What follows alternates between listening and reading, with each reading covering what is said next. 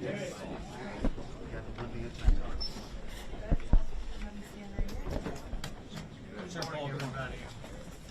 are entering in upon a hearing to try to bring resolution to the American public.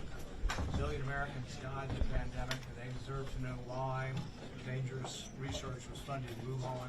I hope we get an answer to that. And what about the idea that if he were to invoke the fifth, I mean, as a defense seeker? I think the American people would be very disappointed if that happens. Somebody works for 40 years for government. I think they have an obligation to explain to Americans how was the decision made, who made the decision, why was the decision made to fund dangerous research in Wuhan, China. It was in a lower level security lab, a lab that didn't have adequate security. These were dangerous experiments. A lot of people think this began with COVID. It began 10 years before. It began with the question of whether we should allow experiments to gain function to the avian flu. People talk about the avian flu. 10 years ago, they made it more transmissible through the air to mammals through an NIH-approved funding that Dr. Fauci supported. This is a big discussion that needs to occur. And it seems as though he's trying to avoid from what the Dr. Anthony conversation Fauci today. Thank you, folks. Yes. Thank you, folks.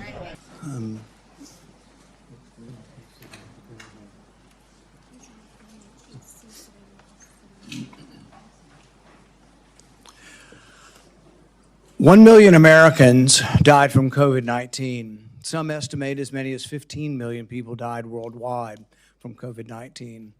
Publicly, Anthony Fauci promoted the theory that the virus arose naturally, while privately, he was well aware of a mountain of evidence suggesting the virus originated in the lab.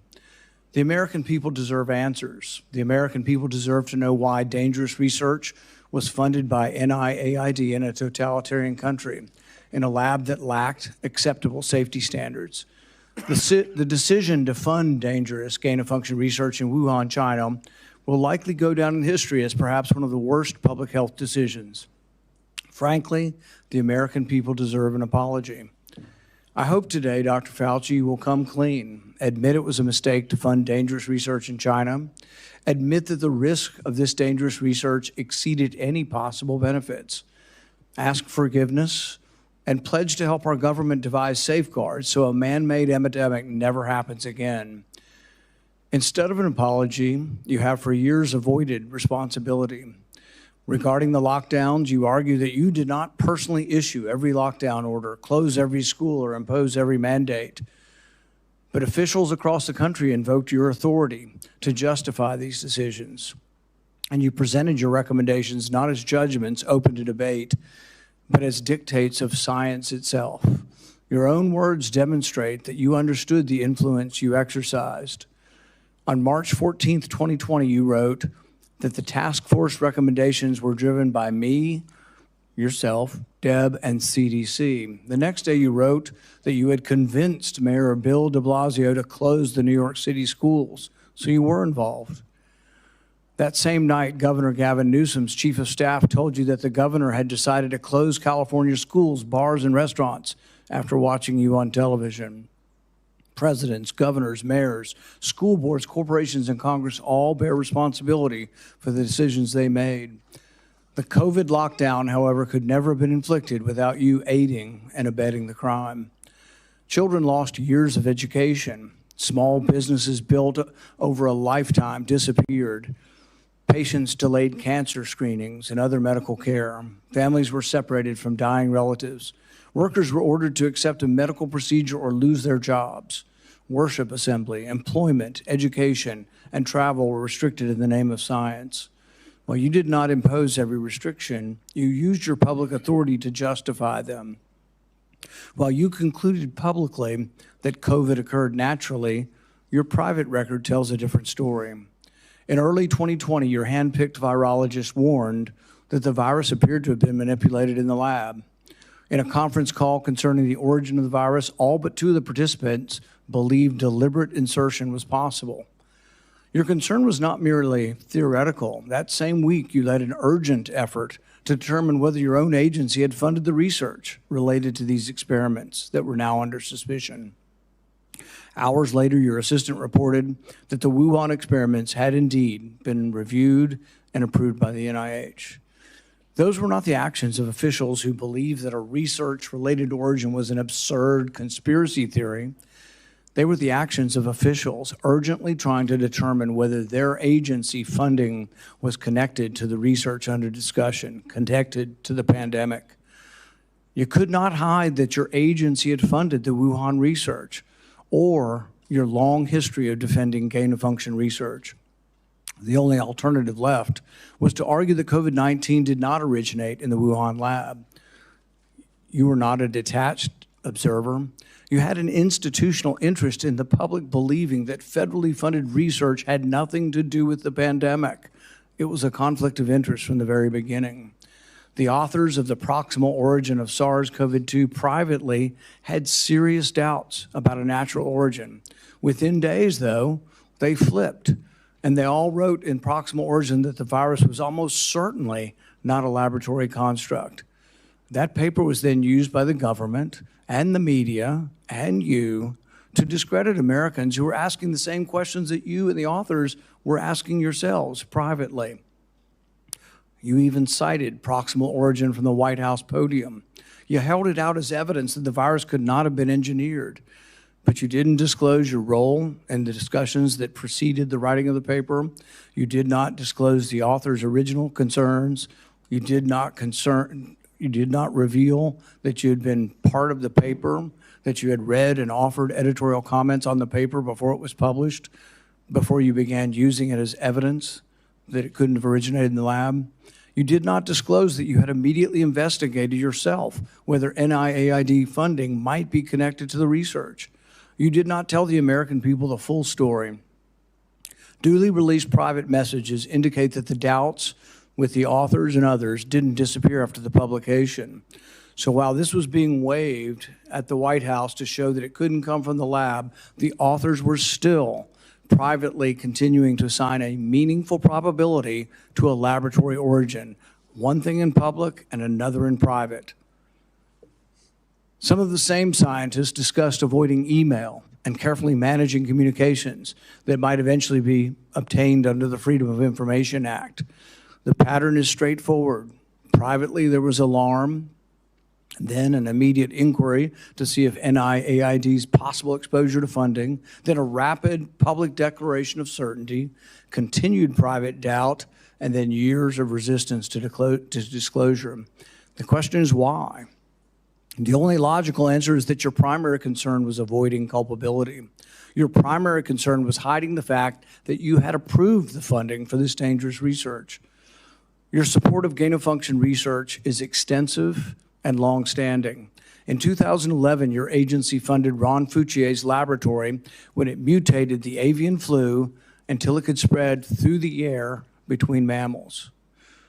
This was the tipping point. This is when others became worried. You funded this. You advocated for this.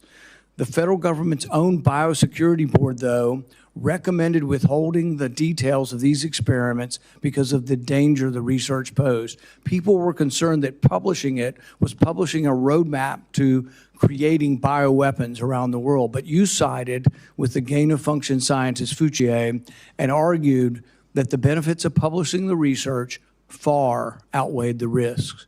You defended this avian flu transmissibility experiments as critical research. You wrote that even if a scientist became infected and triggered a pandemic, the benefits of the gain-of-function experiments outweighed the risk.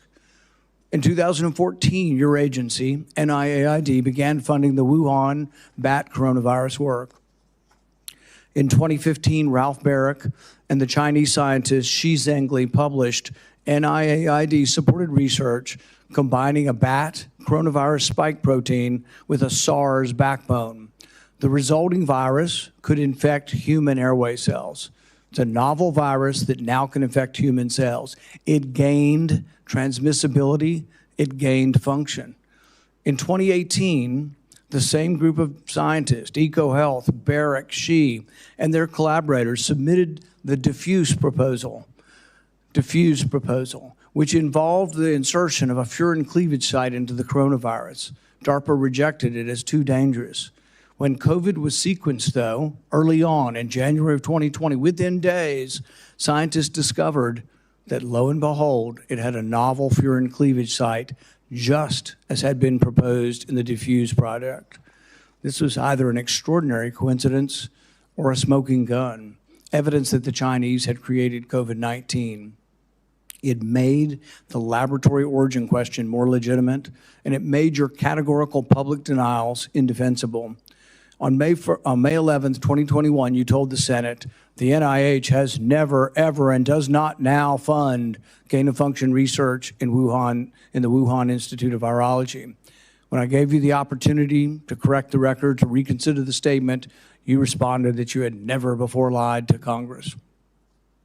We were then told that only the government's narrowest regulation of definition counted here, that you could define gain of function in one way in which this wasn't gain of function, in which all of the common sense of the world would be thrown out, all of the idea that the mice were dying and the virus was more transmissible didn't matter because you had a technical definition that allowed you to fund it. But the real question is, was it dangerous? Was it a wise decision to fund this?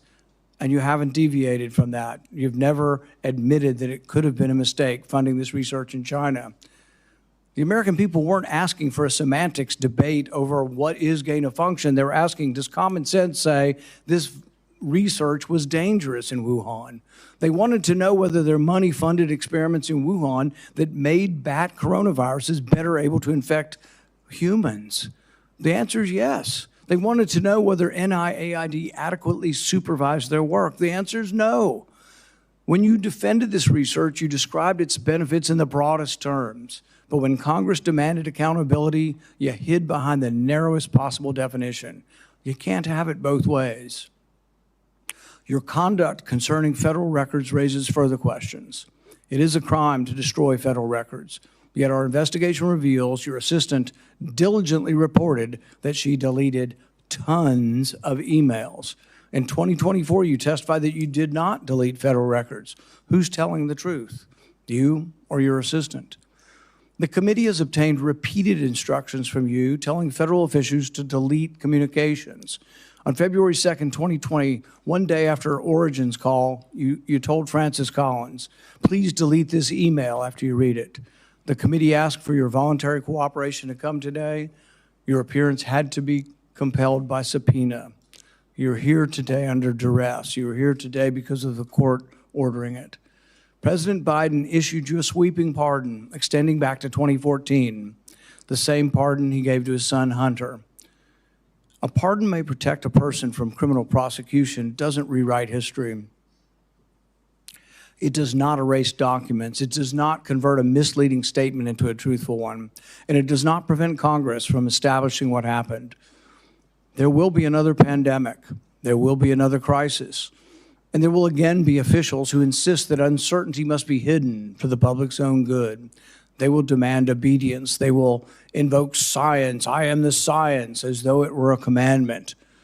They will argue that government officials cannot be questioned because questioning them would undermine public trust. They have it backwards. It is secrecy that destroys trust. It is arrogance that destroys trust. It is censorship that destroys trust. And it is the refusal to admit error that destroys trust. That loss of trust may be your most damaging legacy. Trust can't be ordered. It has to be earned. No scientist is above scrutiny. No government official is beyond accountability. And no public servant has the right to treat the suffering of millions of Americans as a footnote to his preferred version of history. I now recognize Senator Peters for his opening remarks. Thank you, Mr. Chairman. The Senate Homeland Security and Governmental Affairs Committee has a long and a very proud history of conducting serious oversight on behalf of the American people. When this committee has been at its best, Democrats and Republicans have worked together to investigate complicated issues, to follow the facts wherever they may lead, and produce recommendations that actually strengthen our nation's security and improve government functions. That bipartisan tradition has produced meaningful work following Hurricane Katrina, the January 6th attack on the U.S. Capitol, failures at the Secret Service, and countless other matters. Unfortunately, today's hearing is the latest step in the chairman's sharp departure from that long tradition. This hearing appears to be a culmination of months of biased and selected efforts by the majority under the guise of a committee investigation to basically legitimize a predetermined conclusion that was reached years ago. In 2021, the chairman has called for today's witness to be fired, to be arrested, accused him of leading cover-ups and conspiracies. He has even featured the witness prominently in fundraising emails and on the cover of his book. He has also called for the cancellation of the witness's security detail, despite the fact the witness and his family have received numerous credible death threats. When I served as chairman, Senator Paul and I launched a bipartisan biosecurity investigation that included oversight of risky research and the origins of COVID-19, because we agreed that the committee's work would be stronger if we did it in a bipartisan manner and just followed the facts. That was and continues to be an area of legitimate and certainly needed oversight. As chairman, Senator Paul has taken the opposite approach. He has abandoned longstanding practice by blocking minority participation in committee oversight actions and has chosen to selectively release committee records that the minority has never had any access to in order to support his pre-drawn conclusions. The chairman has repeatedly excluded committee's minority and withheld documents and evidence from members that are entitled to receive them, disregarding longstanding Senate rules and committee precedent that have preserved the credibility of our oversight in this committee for decades. I have raised these concerns directly with the chairman because it's not just what we investigate that matters, but how we conduct that investigation. That also matters. One-sided investigations designed to validate predetermined conclusions do not serve the American people who sent us to actually uncover the truth and to solve problems. I wrote to the chairman requesting that he adhere to committee rules. But instead of addressing concerns that I raised, he removed part of the committee's website from the public view. This move not only prevented the public from being able to view those lists of concerns, it adds serious questions about the desire for transparency and legitimate oversight of this matter. But what makes today's hearing particularly disappointing is not simply the chairman's actions, but what we could be using this committee's true and time oversight responsibilities to accomplish. This committee has not held its annual threats hearing at all in this Congress. We have not held a budget hearing for the Department of Homeland Security. There are important hearings that we would have the opportunity to discuss as to how to strengthen our Homeland Security across the board. No hearings on those topics. Instead of focusing on the national security challenges that we are facing in our country right now, today's hearing looks backwards, revisiting questions this committee has already examined, including through bipartisan work that Senator Paul and I conducted together when I served as chairman of this committee. But rather than building on that work to strengthen our preparedness against future disasters, we are instead relitigating the past. COVID-19 exposed serious deficiencies in our nation's public health infrastructure. We know that. More than 1 million Americans lost their lives, and this committee should absolutely continue to examine how we can better prepare our nation against future biological threats. Those are the kinds of forward-looking, life-saving questions that will help our nation be better prepared to protect the health and the safety of Americans when the next emergency occurs. Unfortunately, at this precise moment, we should be strengthening our capabilities. The Trump administration seems to be doing everything in their power to actually weaken our capabilities. The administration has hollowed out the public health workforce. They have fired, pushed out, and cut funding for public health personnel, shrinking the CDC workforce by a quarter. Thousands of experienced scientists have left government service, and with them has gone critical institutional knowledge that cannot be easily replaced, certainly not quickly replaced. The administration, thanks to political operatives like Russell Vought, has slashed or illegally withheld funding for life-saving medicines and cutting-edge technologies that let us rapidly develop them during an emergency. Mr. Vought is now further politicizing the federal grant-making process, proposing to subject all federal grants, including those for disaster relief, housing development, and cancer research, to the whims of political appointees, not nonpartisan experts. All of this has left the American people more vulnerable to infectious disease threats, and we are already tragically seeing the consequences. Staffing and funding cuts have slowed the federal, state, and local response to ongoing outbreak of a foodborne parasite, which has sickened thousands in my home state of Michigan, as well as across the country.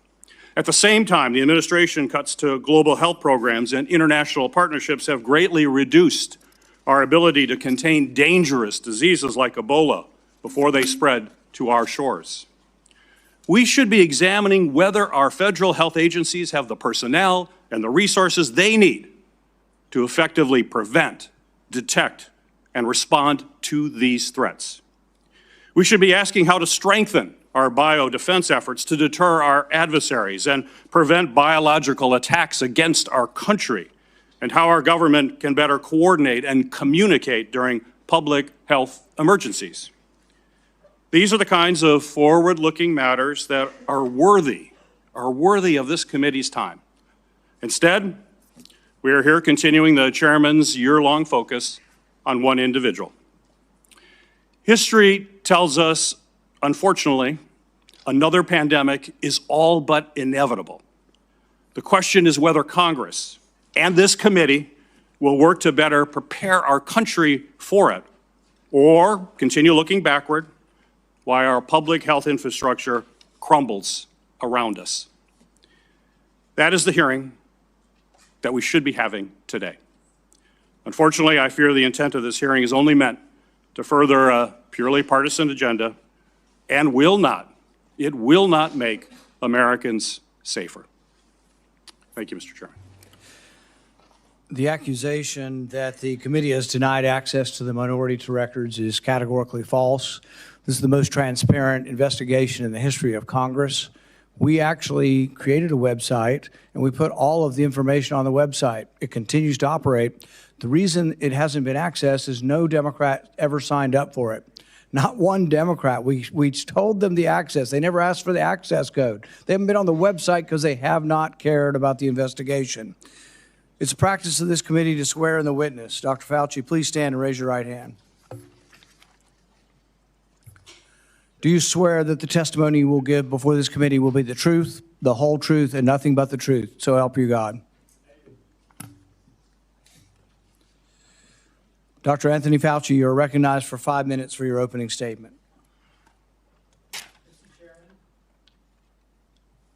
Member Peters, members of the committee, I served at the NIH for over 54 years, 38 of those as director of the National Institute of Allergy and Infectious Diseases. Over that period, I proved that I believe in and respect the value of legitimate congressional oversight. In fact, I testified before and/or briefed Senate and House Senate and House committees well over 200 times over those 38 years. During and after the COVID pandemic, I have appeared multiple times for hearings in the Senate and the House, usually under oath, and sat for several days-long transcribed sworn interviews, answering questions about the very issues that are now the subject of this hearing. However, given Senator Paul's obvious obsession with calling for my prosecution, his repeated slanderous comments about me, and recently his publicly releasing my unredacted personal diary aimed at embarrassing and intimidating me, the only conclusion I can reach is that the sole reason he is calling me before this committee is to get me to say something, anything, that could vindicate his repeated public pledges that I end up, in his words, quote, behind bars, unquote. Any reasonable person who has followed his unhinged obsession with me would readily come to the same conclusion. Therefore, although it pains me to do so, because of the respect I have for the legislative branch of government and my decades-long record of cooperating with Congress, under the advice of my attorneys, I will invoke my right under the Fifth Amendment of the Constitution to refrain from answering your questions. Thank you. We will now begin a round of questioning. Dr. Fauci, your testimony today is compelled by a lawful subpoena. As you know, it's a crime under 18 U.S.C. Section 1001 to knowingly make a material false statement to Congress, with a penalty up to 5 years of imprisonment. Understanding that you are under oath, the American people would like to understand your reasoning, your rationale for why you chose to fund the research in Wuhan. There have been, intelligence agencies, the CIA, the FBI, the DOE, have all come to the conclusion that more likely than not, the virus came from the lab in Wuhan. And so we'd like to know, what was the rationale? What was the discussion? How, what went behind the decision to fund the research in Wuhan? How did you come to the conclusion that a totalitarian country would be capable of doing this in a BSL-2 lab, a lab that lacked the security? What was the reasoning? And are you sorry, basically, for making the decision? Would you, given another chance, say, well, gosh, circumstances now, as I know it, maybe it wasn't a wise thing. Can you explain to the committee why you chose to fund this dangerous research in China? On the advice of counsel, I respectfully decline to answer based upon my rights under the Fifth Amendment of the Constitution. In the red folder on your table is a copy of Section 192 of Title II of the U.S. Code. Your counsel has been provided a copy as well. That section makes it a crime for a witness appearing under subpoena to refuse to answer any questions pertinent to the question under inquiry. Do you have that in front of you? On the advice of counsel, I respectfully decline to answer based upon my rights under the Fifth Amendment of the Constitution. Let the record record that the witness has refused to answer whether there's a folder in front of him based on his Fifth Amendment right. It is true that you're appearing under direction of our subpoena to provide testimony on matters under consideration by the committee, including the origins of COVID-19, risky life sciences research, and your tenure as a federal government employee. Additionally, you've been provided a full and unconditional pardon dated January 19th, 2025, for any offenses against the United States which may have been committed or taken part from January 1st, 2014 through the date of the pardon for a 10-year period, arising from or in any manner related to your service as director of the National Institute for Allergy and Infectious Diseases, as a member of the White House Coronavirus Task Force, or the White House COVID-19 response team, or as chief medical advisor to the president. Have you refused this pardon, or do you have any reason to believe this full and unconditional pardon, this grant of immunity, would somehow require you to plead the Fifth Amendment? On the advice of counsel, I respectfully decline to answer based upon my rights under the Fifth Amendment of the Constitution. Based on the facts presented, I'm going to direct you to answer the questions. The committee has issued a valid subpoena. They have requested your presence here. The questions are very pertinent to your decision-making as head of NIAID, as well as a chief advisor to the president. Do you still refuse to answer the questions? On the advice of counsel, I respectfully decline to answer based upon my rights under the Fifth Amendment of the Constitution. Let's do the,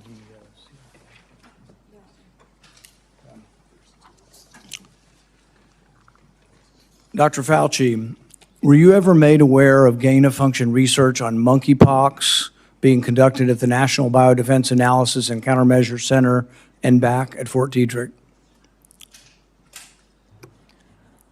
On the advice of counsel, I respectfully decline to answer based upon my rights under the Fifth Amendment of the Constitution. Dr. Fauci, did the CIA ever transfer funds to NIH under an interagency agreement? On the advice of counsel, I respectfully decline to answer based upon my rights under the Fifth Amendment of the Constitution. I'm going to, but I need the long list of the gain-of-function questions. Dr. Fauci, did the NIH ever conduct research for or in coordination with any element of the intelligence community, CIA, ODNI?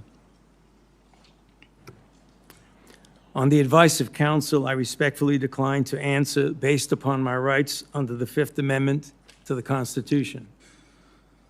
The reason why these questions are important is, President Trump has done a ban, and we're glad that he did a ban on gain-of-function research. So we're better off than we were when we had an advocate serving as head of NIAID, an advocate for gain-of-function research.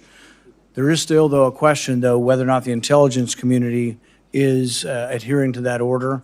There's a question of whether or not gain-of-function research is still ongoing. And these are important questions the American people deserve to know. Dr. Fauci, have you been read into any classified Department of Homeland Security program, any prospective special access program concerning gain-of-function research? On the advice of counsel, I respectfully decline to answer based upon my rights under the Fifth Amendment of the Constitution. When we look at the research in China, the gain-of-function research that you've denied was gain-of-function, one of the things that startled the scientists when they saw COVID in the first couple of weeks was when they looked at the sequence of it, they said, oh my God, there's a furin cleavage site in it. And in this particular family of coronaviruses, the sarbecoviruses, they'd never seen this before.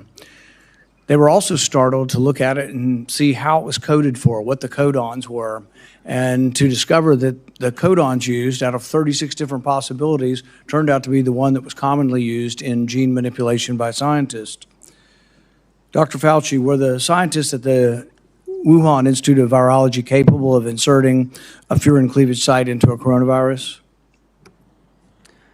On the advice of counsel, I respectfully decline to answer based upon my rights under the Fifth Amendment of the Constitution.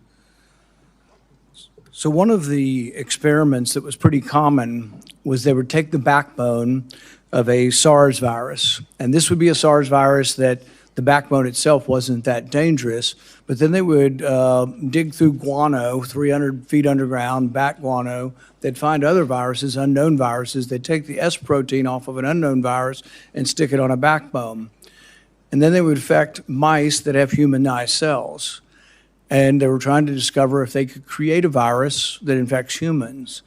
Now, many people would say, well, gosh, that doesn't sound like a really good idea to create viruses that don't exist in nature to see if they'll infect human cells. What if one escaped? What if you keep infecting this and do serial passage, you actually adapt the virus to be infectious to humans? So the question is whether or not, Dr. Fauci, the Wuhan Institute of Virology was combining an S protein with one virus with the backbone of others, and could this lead to a virus, maybe it wasn't even predicted, but could it lead to viruses that gained in function and then could lead to a pandemic? On the advice of counsel, I respectfully decline to answer based upon my rights under the Fifth Amendment of the Constitution. One of the arguments that you and others have made against this virus coming from the lab is it couldn't have come from the viruses that have been published. And nobody's really arguing that. I think from the very beginning, people acknowledged that the viruses that have been published are too far evolutionarily distant from a virus that could have become COVID-19. But what has never been acknowledged by the side who tries to call the other side a conspiracy theory, which is really something you don't usually see in a scientific debate. This is the first time I've ever seen an article printed in Lancet by your friends who called this a conspiracy theory. You know, these are the kind of things you see as a screed on a political, website. You don't really see this in science.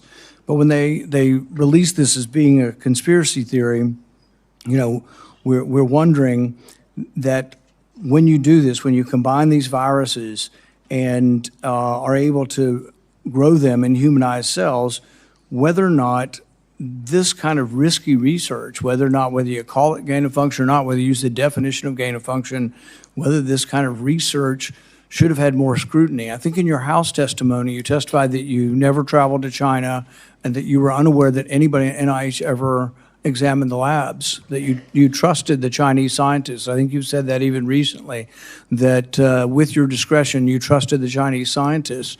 The problem is that even in our country, we trust our scientists. They're good American scientists, probably doing the right thing for America. But at the same time, we oversight to make sure it's not dangerous research, but we also investigate the lab. I believe Fort Detrick was one of our main labs, was closed down in the last year or two because of research institute, a research incident that was dangerous with dangerous pathogens. And so the American people would want to know, how could you approve this dangerous research in China, say that you trusted the Chinese scientists, and then in the end, you had to admit that you'd never been there, and none of your inspectors had ever been there. Dr. Fauci, had any of the labs where this dangerous research was occurring, were any American lab oversight or lab investigators, did they ever appear in these labs to make sure that they were safe labs? On the advice of counsel, I respectfully decline to answer based upon my rights under the Fifth Amendment to the Constitution.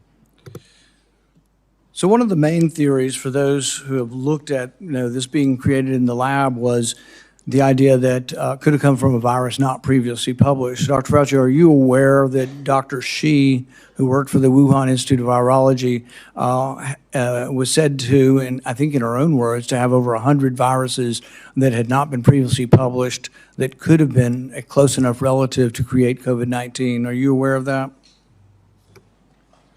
On the advice of counsel, I respectfully decline to answer based upon my rights under the Fifth Amendment to the Constitution. Under your testimony previously, when you denied ever having funded gain of function in China, it was so adamant as to be striking, to leave no room for any interpretation of what is or isn't gain of function research. But there's another important question. Did you fund gain of function research in other biolabs around the world? On the advice of counsel, I respectfully decline to answer based upon my rights under the Fifth Amendment to the Constitution. The one research project that we do know you did fund is the one that Ron Fauci did. And it's important to talk about because this sort of was the beginning of the debate over gain of function. And this wasn't just me. I wasn't even aware of the debate 10 years ago. This was other scientists. Over 200 scientists at the Cambridge Working Group signed a protest because they didn't think you should fund the research, and they didn't think it should even be published because it was sort of a roadmap as to how to make a bioweapon. So what they did was the avian flu, and this is important. It may be the most important question we get to here today. The avian flu has about 50% mortality for humans. The good news, though, about animal viruses is they don't infect humans very well. It will infect humans, but doesn't go human to human very well. Ron Fauci, with the money that you provided to him, did an experiment where he caused purposeful mutations to create a new virus, an avian flu that didn't just infect birds well, but actually infected mammals well, went ferret to ferret in an aerosolized manner. People saw this and were aghast, at the decision-making process that you decided to fund this. But this is when, the debate came about, and you wrote in support of this in the Washington Post, and you said, even if a scientist is bitten, even if a pandemic should occur, the knowledge is worth the risks. Do you still stand by that? Would you like to qualify at all whether or not the knowledge of gain of function is worth the risks, particularly in this case, since we now know 15 million people died worldwide? Many people believe this came from the lab. Do you think that the risks really are worth the benefits for gain of function research? On the advice of counsel, I respectfully decline to answer based upon my rights under the Fifth Amendment to the Constitution. All right. We're going to finish with this question, and it's based really on that statement, that general statement in your support for gain of function, the idea that the benefits outweigh the risks. So there are many other people who disagree, and they aren't politicians or not, I don't know what party they're in. David Relman is probably one of the most esteemed, and he is a scientist at Stanford. He, I think, has classified clearance. He's been a consultant to our government probably for a decade or more. And he's written about this publicly. He says the opposite. He said that the risks of this research do not outweigh the benefits. He said the risks, we shouldn't do it. Richard Ebright, who's been involved in this debate for 2 decades, says the same thing. Says we really shouldn't be doing this at all. There's a quote also by, the Kevin Esfelt quote, is that at the very end?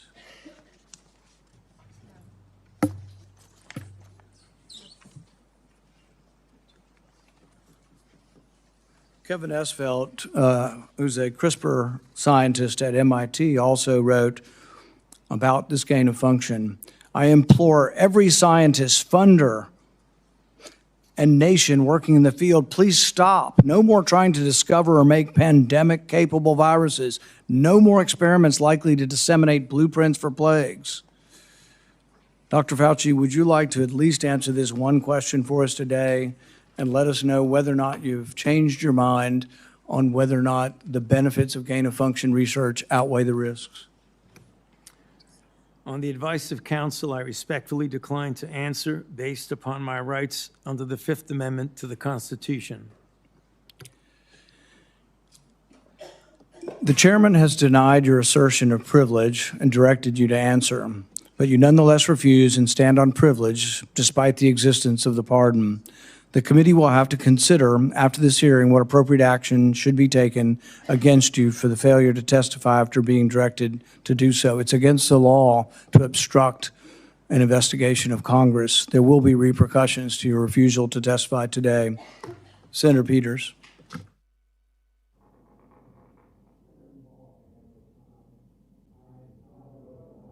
You're not recognized. You're not recognized. If you are unruly, you will be removed from the proceeding. You are not recognized, and you are not recognized, sir. Sir, you are not recognized. You are not recognized. Security, we'll hold off. But you will respect these proceedings. You were told not to sit at the table. You insist on sitting at the table, and we told you you would not be recognized. You are not invited here for testimony, sir. You are being disruptive. Would you behave this way in a courtroom? No, because the judge would put you in jail. I can't do that today, but I can have you escorted from the premises. So I would say, sir, sit quietly and don't say another word. I said, sit quietly. You are not recognized. Another word and you're gone.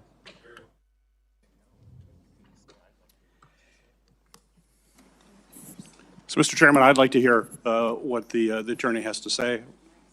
He is not recognized by the committee or the chair. If he speaks again, he will be removed from the room. This testimony is from Anthony Fauci. This is not a game with his lawyers.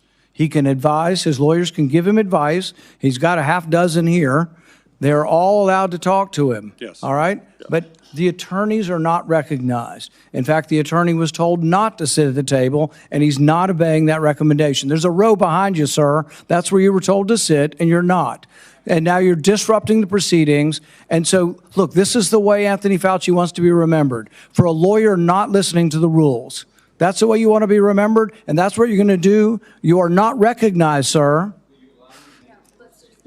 Security, please remove him from the room.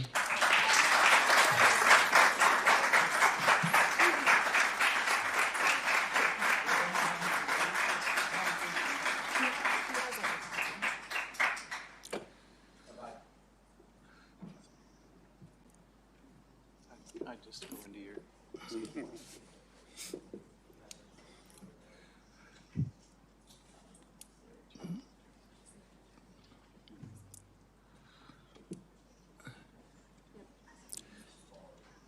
let the record state that Dr. Fauci will still have the advice of the other half a dozen attorneys that he brought along today.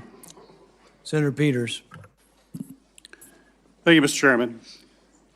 The COVID-19 pandemic is not the first or the last public health crisis to impact our nation. In December 2022, I released a report that identified significant failures in our federal government's preparedness and initial response to COVID-19. This report contained 17 key findings. It's a very large report, which I have right here. It contains 17 key findings and corresponding recommendations, including the need to invest in sustainable domestic manufacturing capabilities for critical medical supplies, build the infrastructure needed to surge testing capacity for infectious diseases, and robustly fund public health emergency preparedness and responses across all levels of government. Unfortunately, multiple administrations, including the current Trump administration, have failed to fund or to reform our health preparedness. This is something that I would hope the committee in the future would investigate. It needs to be taken a look at. It also feels like a new public health threat is hitting us every month. There's a foodborne parasite affecting thousands of people in Michigan and across the country, and our federal agencies still haven't fully pinned down the source of that outbreak.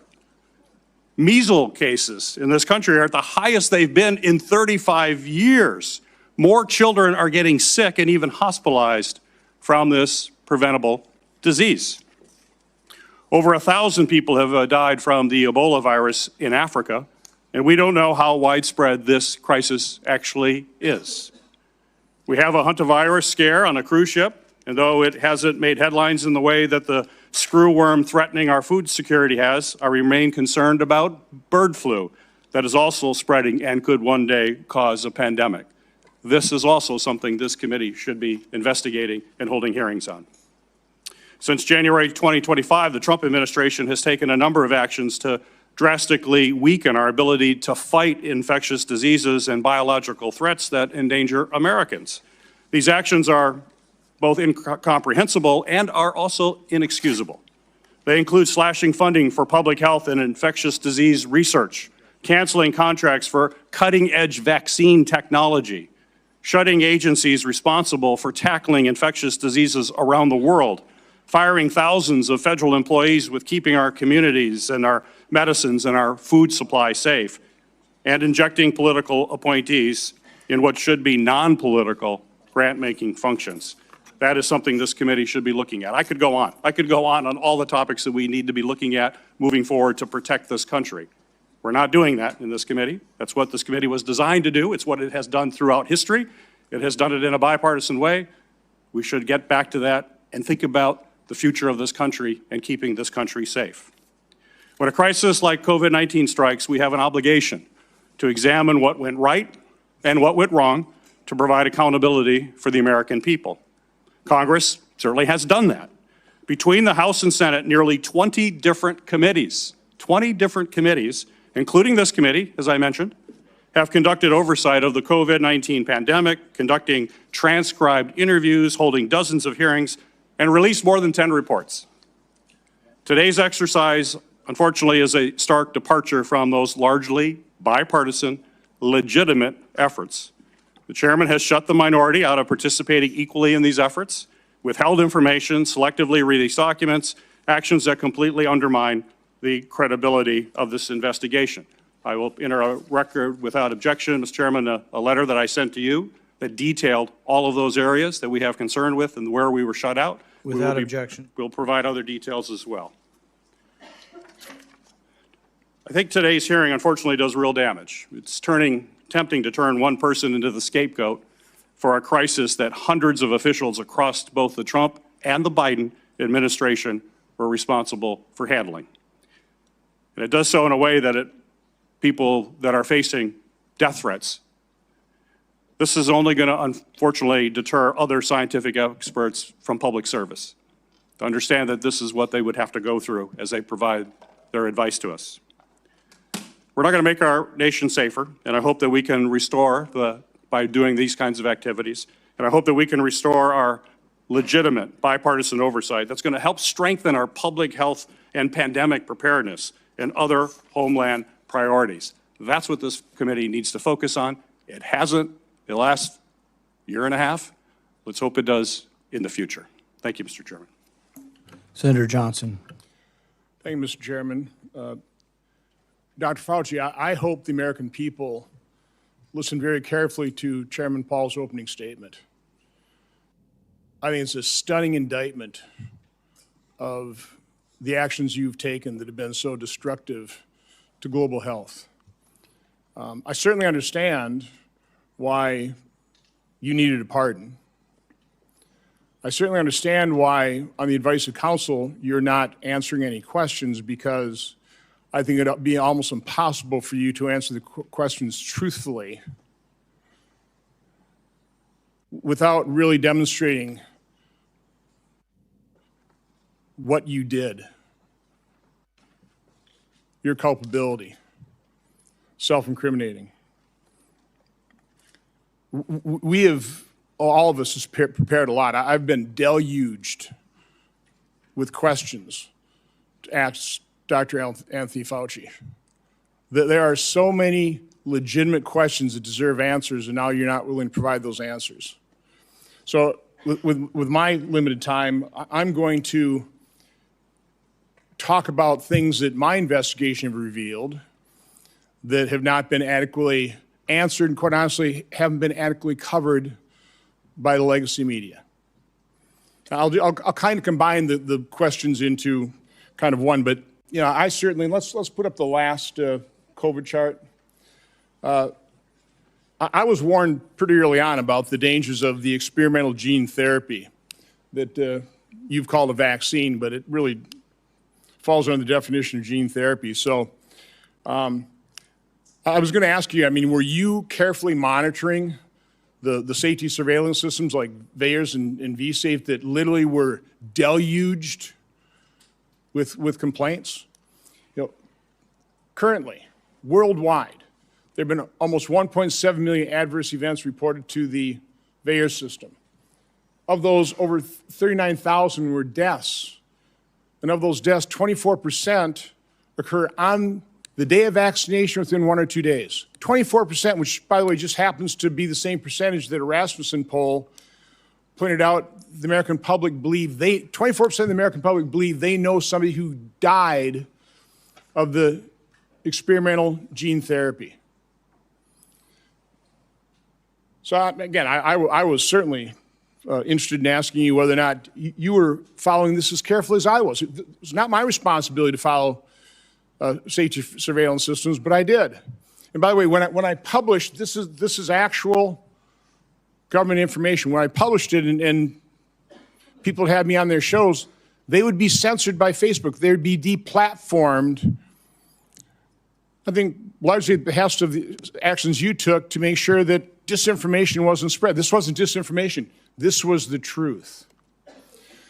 So I was going to ask you whether you knew Dr. Marks. I think you do know him. He's the head of CBER. He's the man who is in charge of approving vaccines and surveilling for the safety.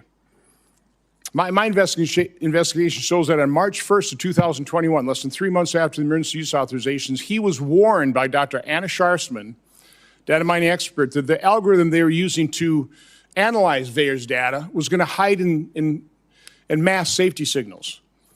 26 days later, and 3 months consecutively after that, they did data runs with a new algorithm that unmasked those safety signals. They showed dozens of safety signals, including sudden cardiac death, cerebral artery occlusion, basal ganglia stroke, agonal rhythm, Bell's palsy, and pulmonary infarction. Your diaries now show that you actually suffered pulmonary infarction in, I think, probably June 2021. I was just wondering whether it ever went through your mind that maybe that injection, all those boosters you took, might have caused that. And the question I was going to, and I'll ask this question, were you ever made aware of the fact that Peter Marks was warned that the algorithm was going to hide the safety signals? And were you told that senior FDA officials were given shown dozens of safety signals associated with the COVID injection? On the advice of counsel, I respectfully decline to answer based upon my rights under the Fifth Amendment to the Constitution. Next area I want to go through is in that same month of March 2021, an employee at NIH, Dr. Nath, led a team of researchers who were diagnosing and treating individuals who'd never had COVID but were severely injured by the genetic therapy injections.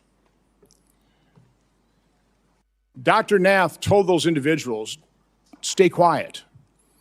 We want to make sure that we gather all the information and then release it to doctors so they can treat people like yourself. There was a concerted effort, and I'll enter this into the record. It appears inside NIH to quash Dr. Nath's publishing that study. It finally was put on a preprint server with telling no one, and I think about May of 2022.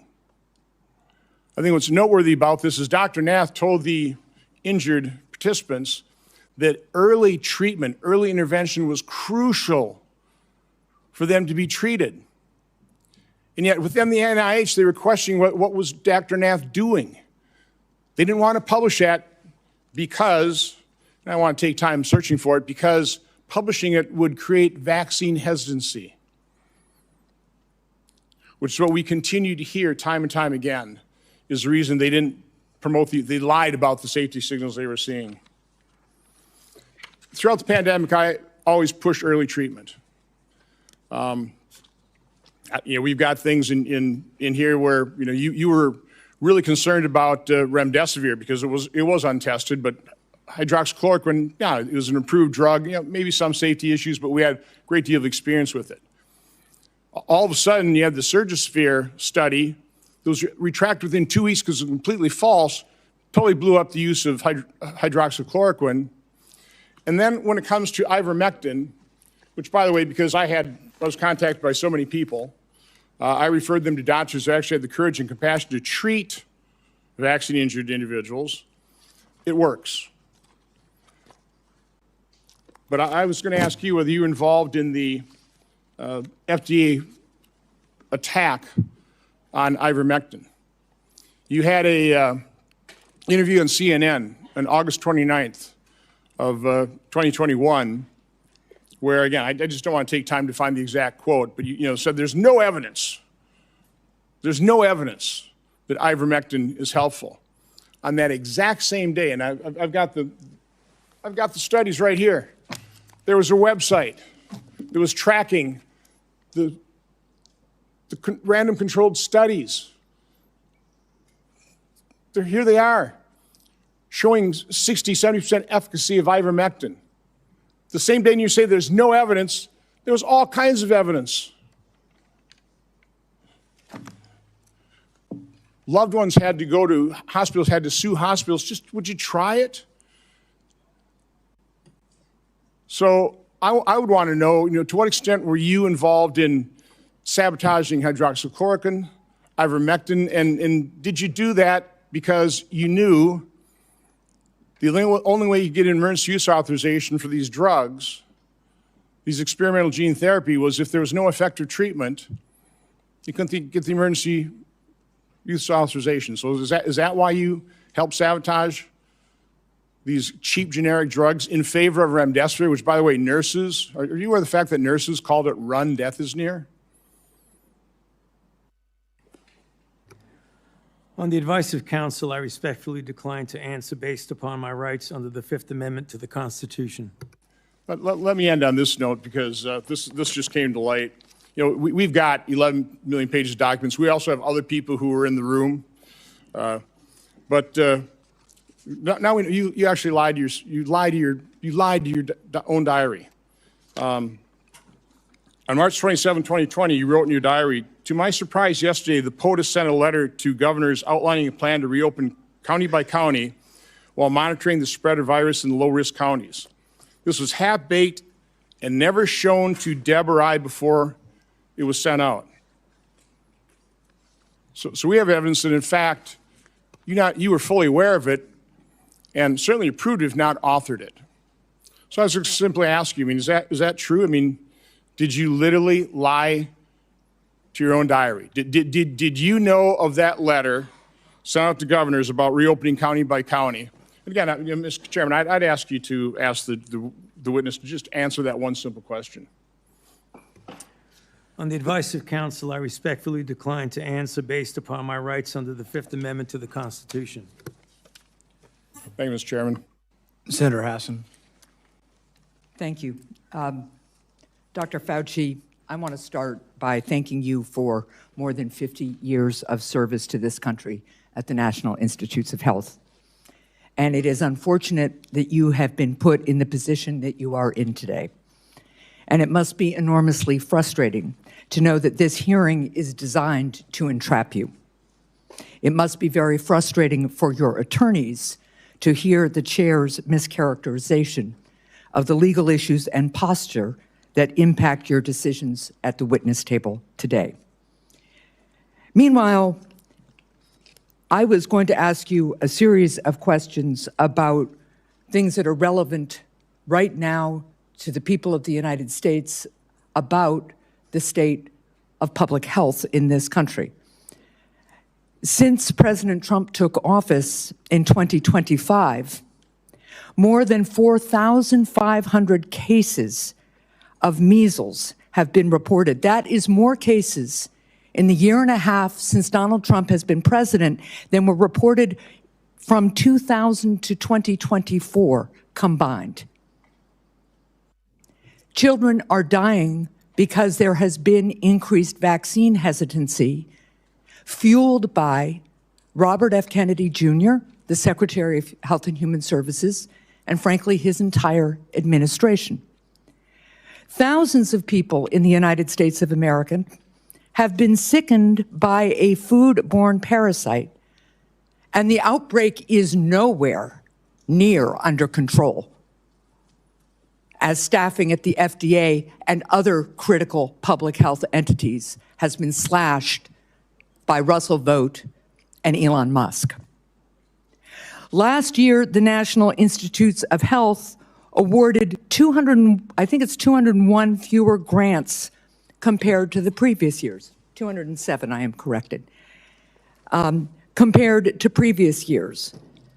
As those grants were either canceled or delays, especially at the beginning of the Trump administration, I can tell my colleagues what the impact was on people in New Hampshire, on scientists in New Hampshire, on clinical trials in New Hampshire where people's cancer treatment was interrupted because Elon Musk and Russell Vought know better,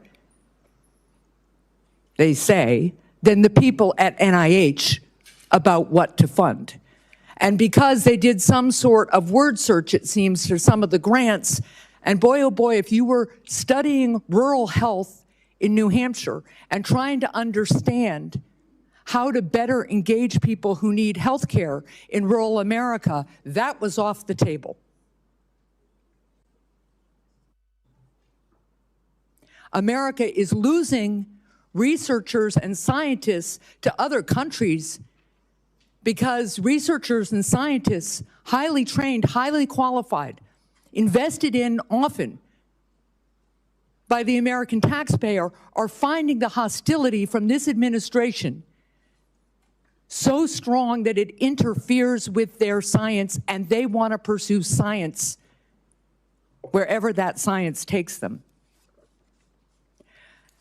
I also sit on the Health, Education, Labor, and Pensions Committee. We have had a number of hearings with nominees recently to fill critical spots. One of those nominees is Dr. Erica Schwartz, a brilliant woman, medical degree, biomedical engineering degree. I think she also told us she has a law degree and a master's in public health. She was a two-star admiral in the United States Navy, an experienced doctor. And yet, when I asked her if she would push back at Secretary Kennedy, if he instructed her to suspend the promotion of the flu vaccine as he did some point in the last few months, there's an email to prove it, she couldn't answer that question. She either could not, would not, or had been bullied into evading a question about whether she, as the director of CDC, would stand up to Secretary Kennedy, the most unqualified Secretary of Health and Human Services this country has ever seen, and more than unqualified, somebody who pursues conspiracy theories, degrades people with disabilities, and continues to promote disproved science. That's the state of healthcare and public health in this country right now, not to mention the $1 trillion or so of cuts to the Medicaid program that is decimating healthcare in my state and decimating it around the country, not to mention the refusal of my colleagues and this administration to extend critical tax cuts for people who are trying to afford insurance on the Affordable Care Act. I just was at one of my community health clinics, and they are reporting fewer and fewer people coming in for care, disrupting care because they can no longer afford health insurance.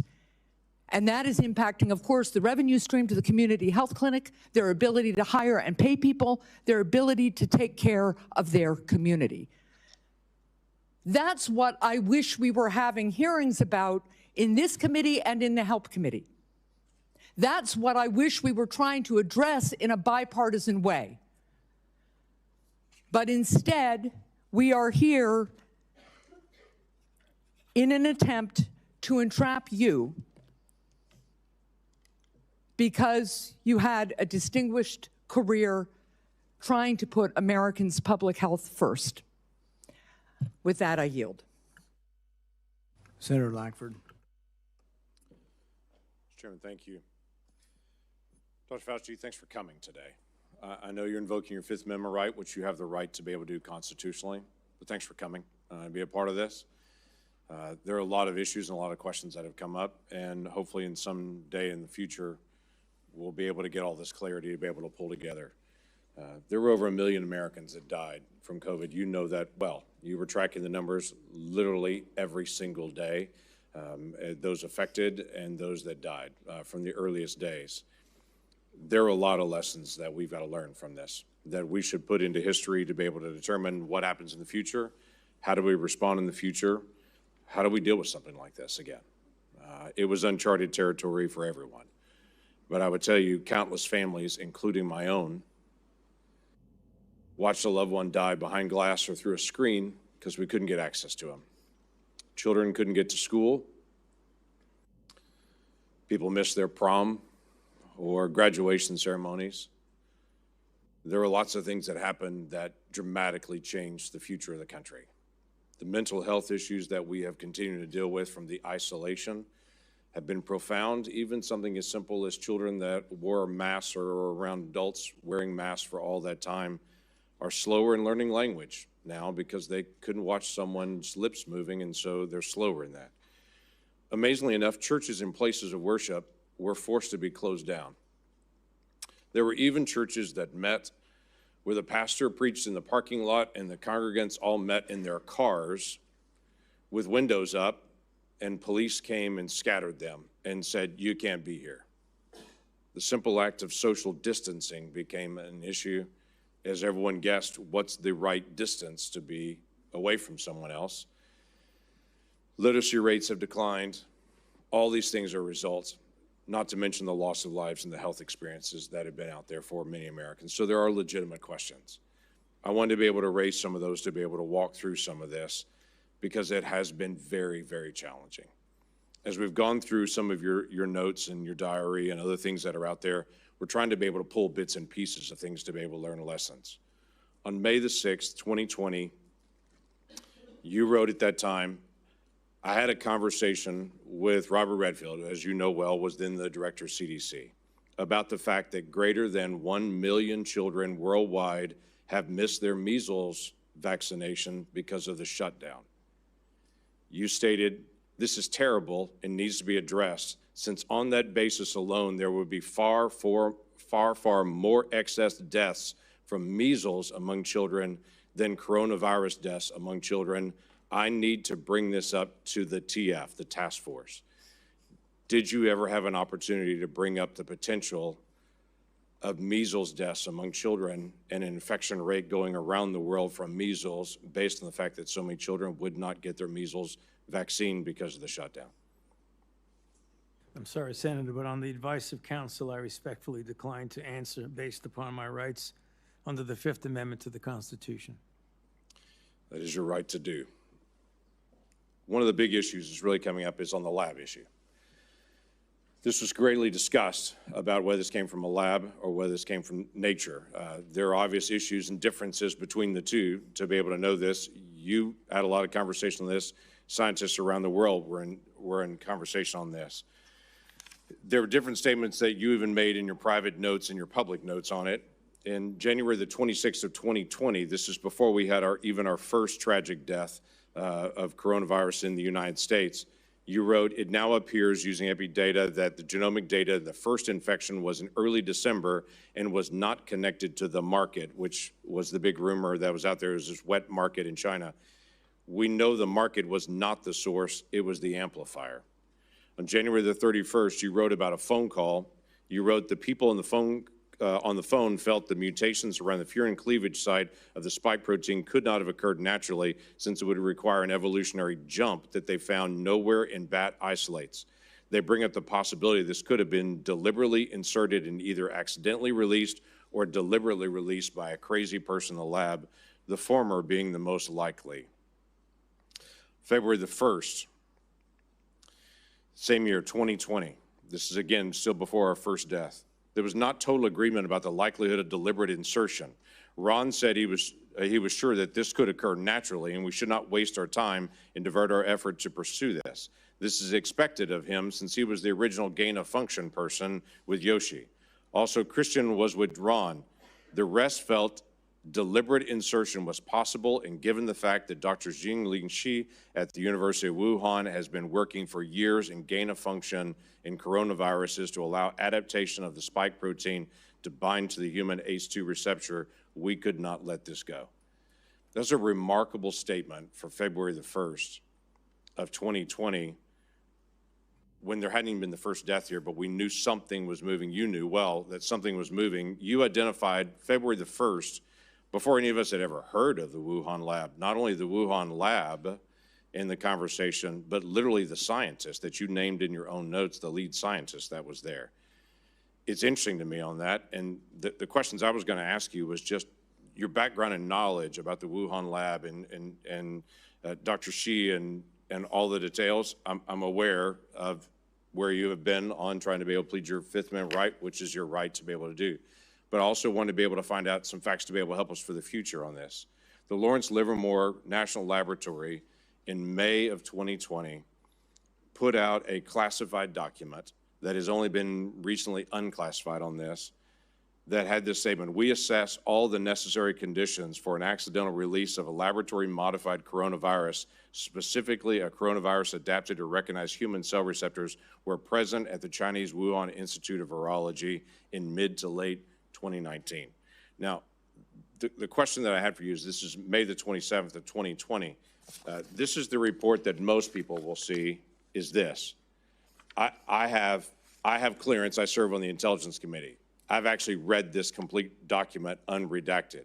My concern is, were you given the ability to see this document unredacted? Based on your position, were you able to see this and to be able to get this information? I could see it, and I know what's here. Everybody else just has their conclusion at the beginning of it, not this. My question to you was going to be, did you have access? Because it's important for the future that people in your position do have access to this kind of information and insight.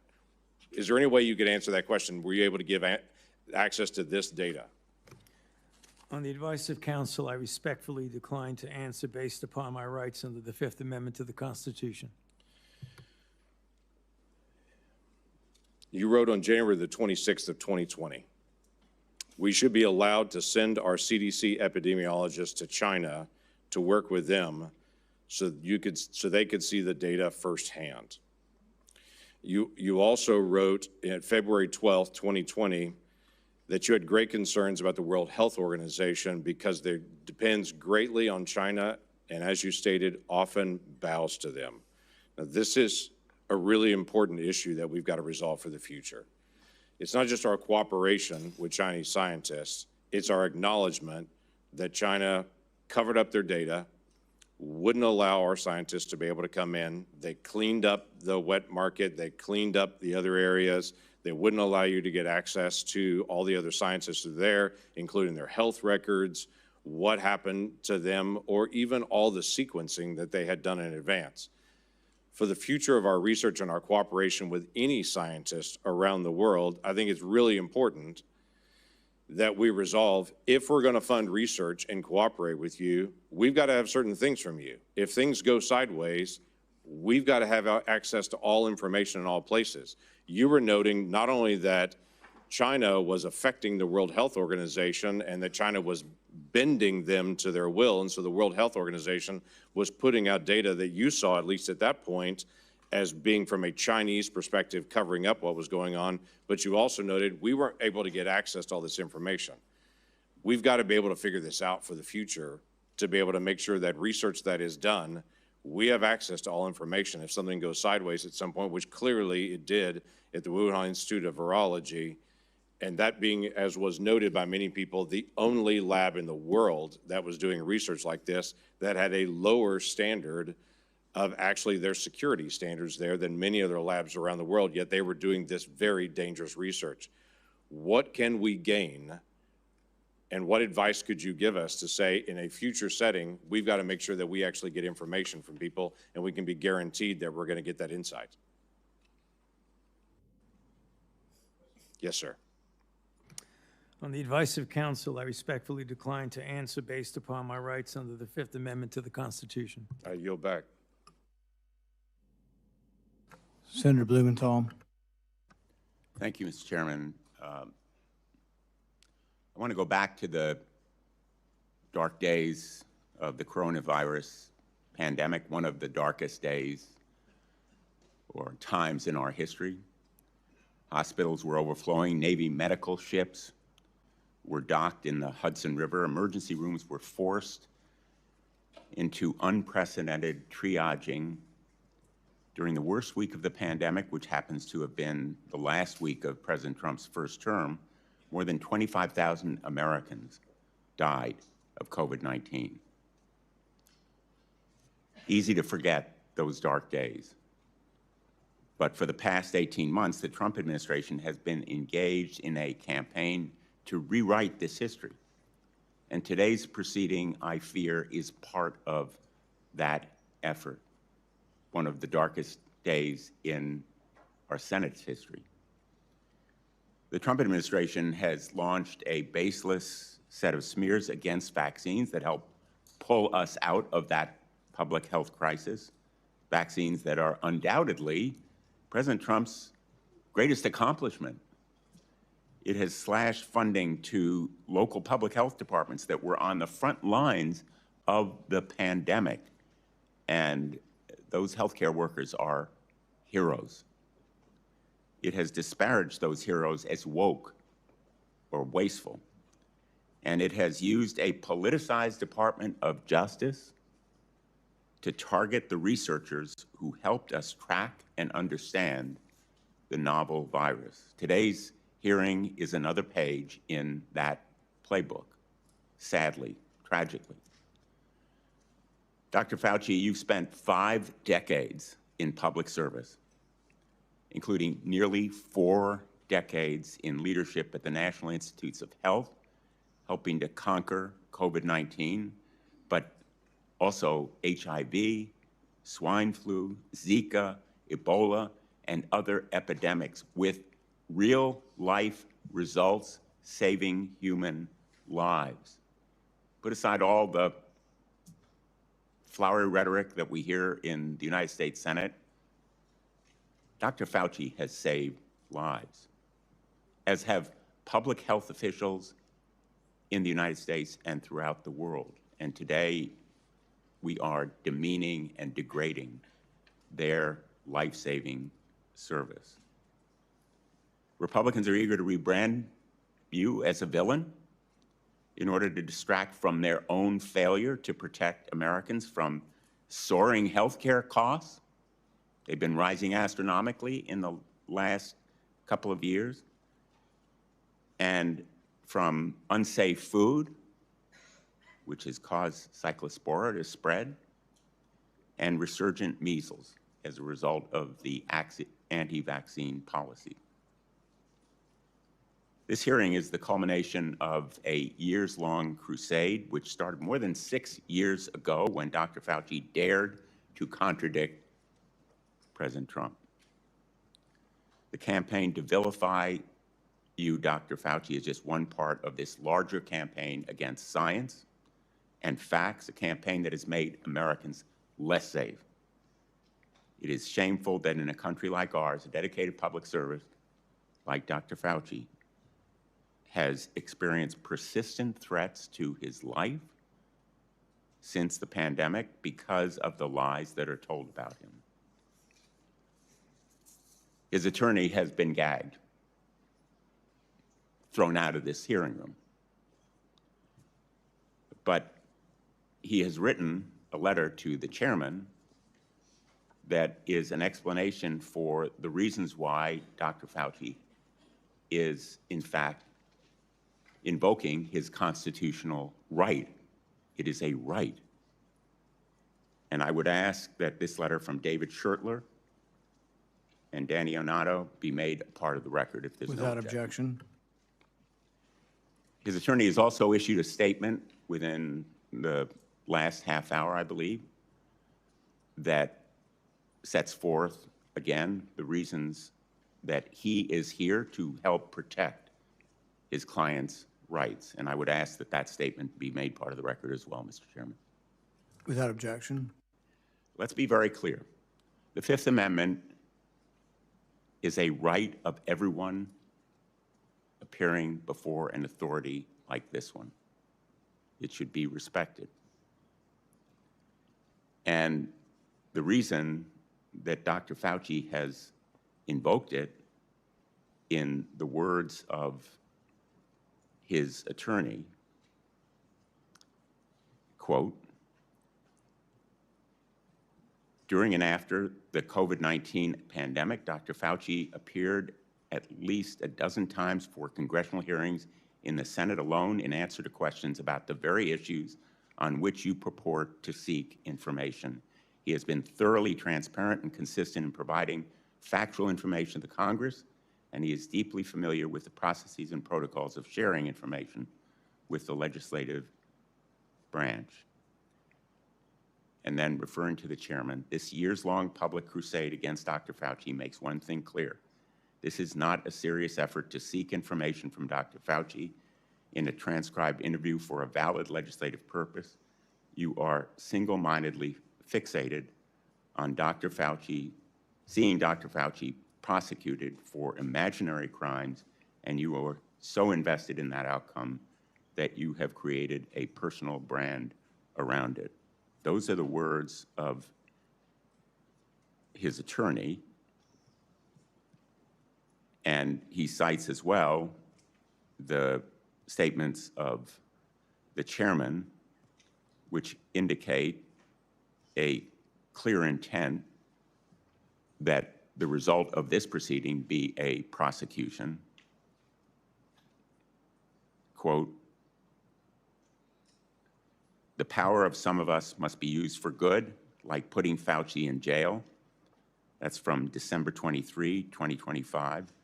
I want to give him a subpoena and a jail cell, also from December of 2025. The first was 2024.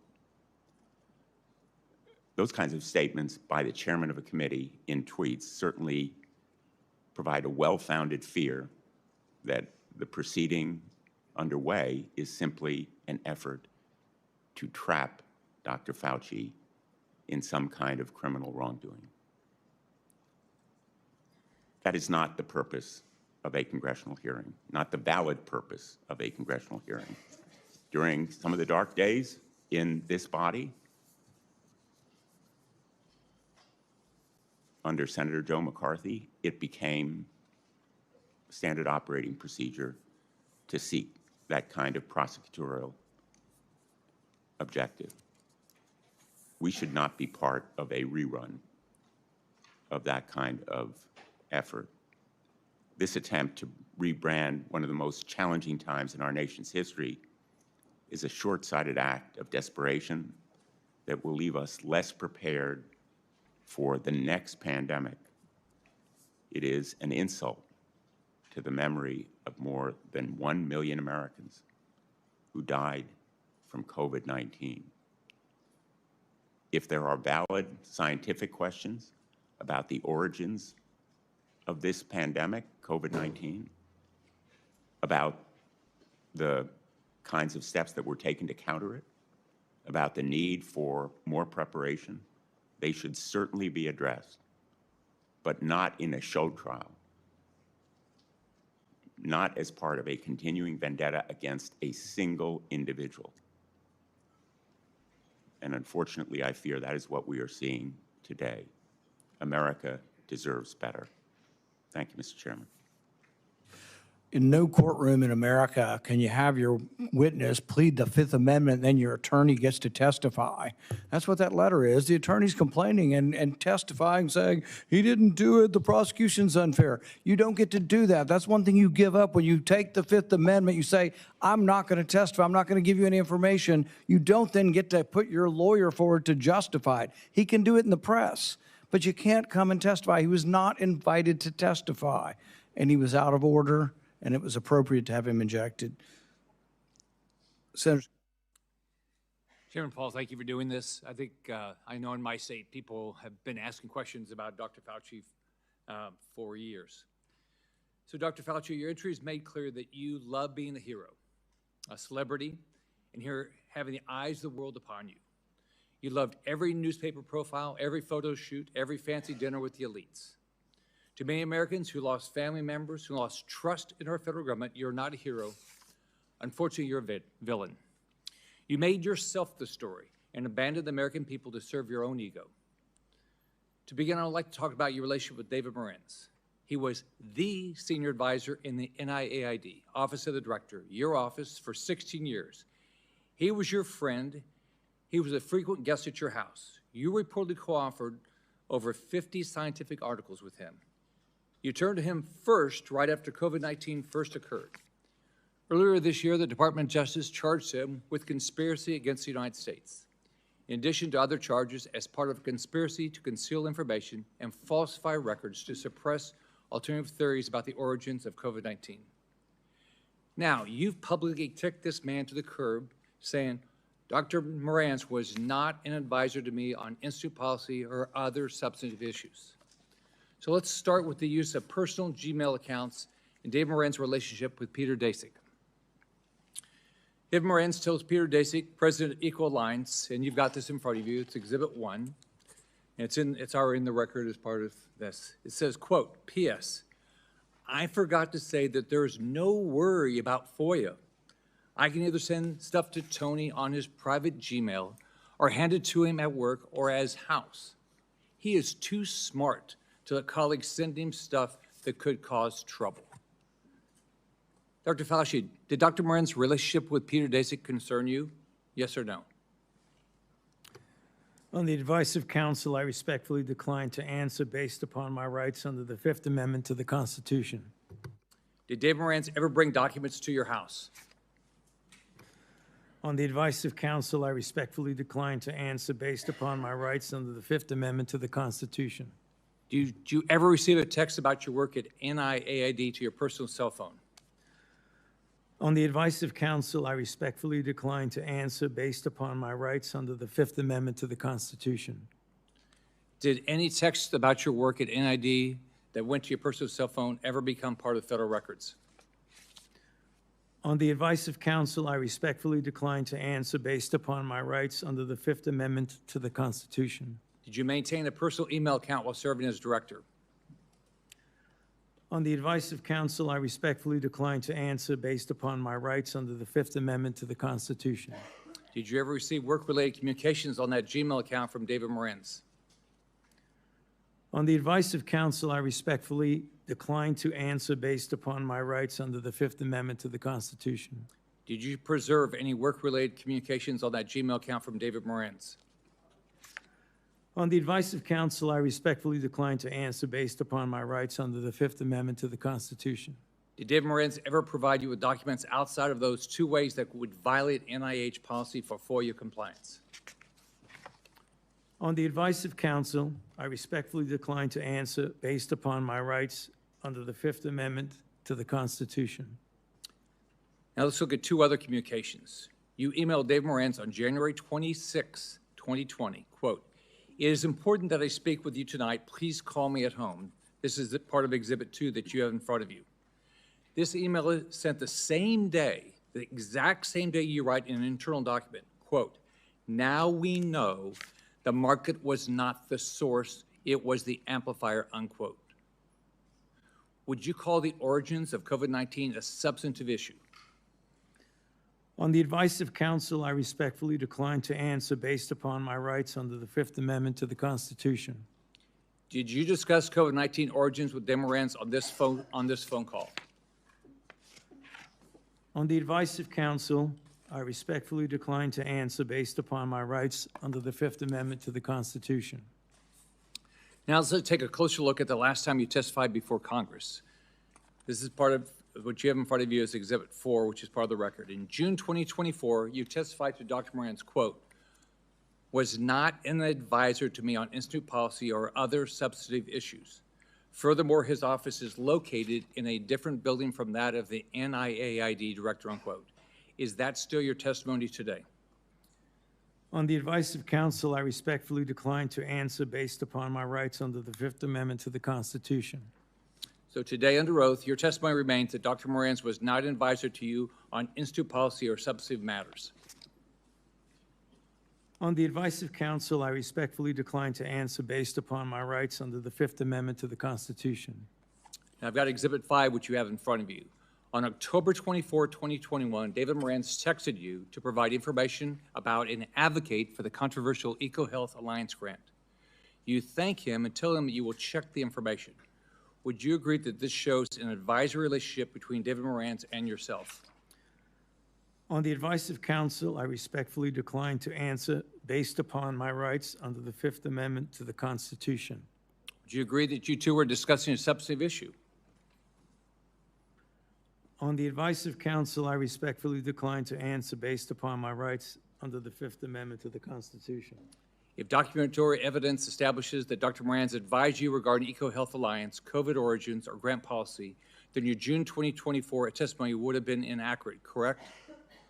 On the advice of counsel, I respectfully decline to answer based upon my rights under the Fifth Amendment to the Constitution. Is there any document in your possession today that would contradict your prior congressional testimony? On the advice of counsel, I respectfully decline to answer based upon my rights under the Fifth Amendment to the Constitution. Have you deleted, destroyed, or instructed anyone to destroy records after learning Congress is investigating these matters? On the advice of counsel, I respectfully decline to answer based upon my rights under the Fifth Amendment to the Constitution. Are you aware of anyone who did? On the advice of counsel, I respectfully decline to answer based upon my rights under the Fifth Amendment to the Constitution. As you know, Dr. Morenz now faces charges related to destroying records while you distance yourself from him. Is that fair to a decades-long friend? On the advice of counsel, I respectfully decline to answer based upon my rights under the Fifth Amendment to the Constitution. When is the last time you spoke to him? On the advice of counsel, I respectfully decline to answer based upon my rights under the Fifth Amendment to the Constitution. In hindsight, are you disappointed how you handled COVID? Do you have any regrets? On the advice of counsel, I respectfully decline to answer based upon my rights under the Fifth Amendment to the Constitution. Dr. Fauci, I want to close with this. Here's how you impacted my family and people close to me. I have daughters with children. You can't imagine the questions they had around vaccines for their kids and themselves, and the pressure, the unbelievable pressure to make the right decision for their health. I can tell you pregnant women who worked with me were so scared because every time they went to the doctor, they were told something different about taking the vaccine, and you caused this. Imagine being a mom trying to protect their kids, or an expectant mother trying to figure out what to do. Every 3 weeks, a doctor tells you a new set of guidance on a vaccine. The haphazard information you released and pushed on the American people with little research is appalling, and why there's so much distrust in our institutions today. That trust is crucial to public health, and you, more than any person or event in my lifetime, have destroyed that trust for millions of Americans. You lied to hundreds of millions of people amid the worst public health crisis in a century. You failed to follow your own guidance. You forced people to watch their loved ones die alone over the phone. It's disgusting. You destroyed the federal government's credibility when it comes to public health. We have entire generations of Americans who, rightfully so, do not trust our institution to keep people safe because of you. This has destroyed decades of progress and lifetimes of work because you wanted to fuel your own ego and be the center of attention. What would you do differently knowing what you know today, Dr. Fauci? On the advice of counsel, I respectfully decline to answer based upon my rights under the Fifth Amendment to the Constitution. All the evidence is right here, and you still can't bring yourself to tell the truth or apologize because you received an auto-pin pardon from a staffer in the Biden White House. If we have another pandemic tomorrow, millions could die because of what you did to make Americans lose trust in their government when it comes to medicine and health care. How many families have you apologized to had to watch their loved ones die alone? You breached public trust, and now you're hiding behind a fraudulent pardon. Your legacy will not be as a man that saved America from COVID, but as a man who destroyed the public trust in America's public health institutions in exchange for 5 minutes of fame. This is how history will remember you. I yield back. Senator Kim.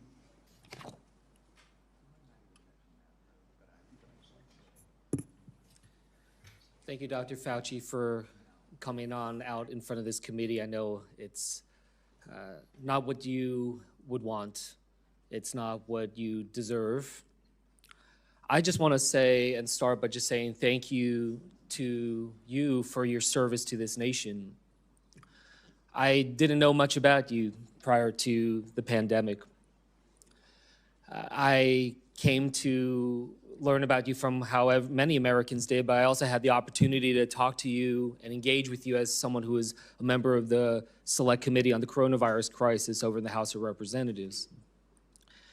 When I learned about your background, 38 years as the director of the National Institute of Allergy and Infectious Disease, appointed by President Reagan, served under 7 presidents, 4 Republicans and 3 Democrats. I admire that greatly. I myself had a chance to serve in the executive branch, serve in government under both a Republican president and a Democratic president. And I believe that we need more of that type of work, a place where we can understand our jobs not as coming from a place of partisanship and politics, but that of just public service. And right now, I feel the hyperpartisanship growing in this country in dangerous ways. I feel it much more present here on the Hill than I did back when I served as a nonpartisan career public servant at the State Department. And I worry about it. I worry about what kind of trajectory we're on as a country and what this causes when it comes next for public service and those willing to step up for our nation. And it's not just in the attacks, but we see it brought out with the cuts to funding, to the firing of federal workers, to the demonization of their motivations, people calling our public servants criminals, thinking that they are there solely to undermine others that are trying to engage. I look at it right now. You know, it's not just that the people are being attacked, our public servants being attacked, but that it's undermining the very nature of the work of governance. You know, these cuts to HHS funding, to NIH funding, to the grants, cuts to the researchers doing the critical work to find cures and medicines.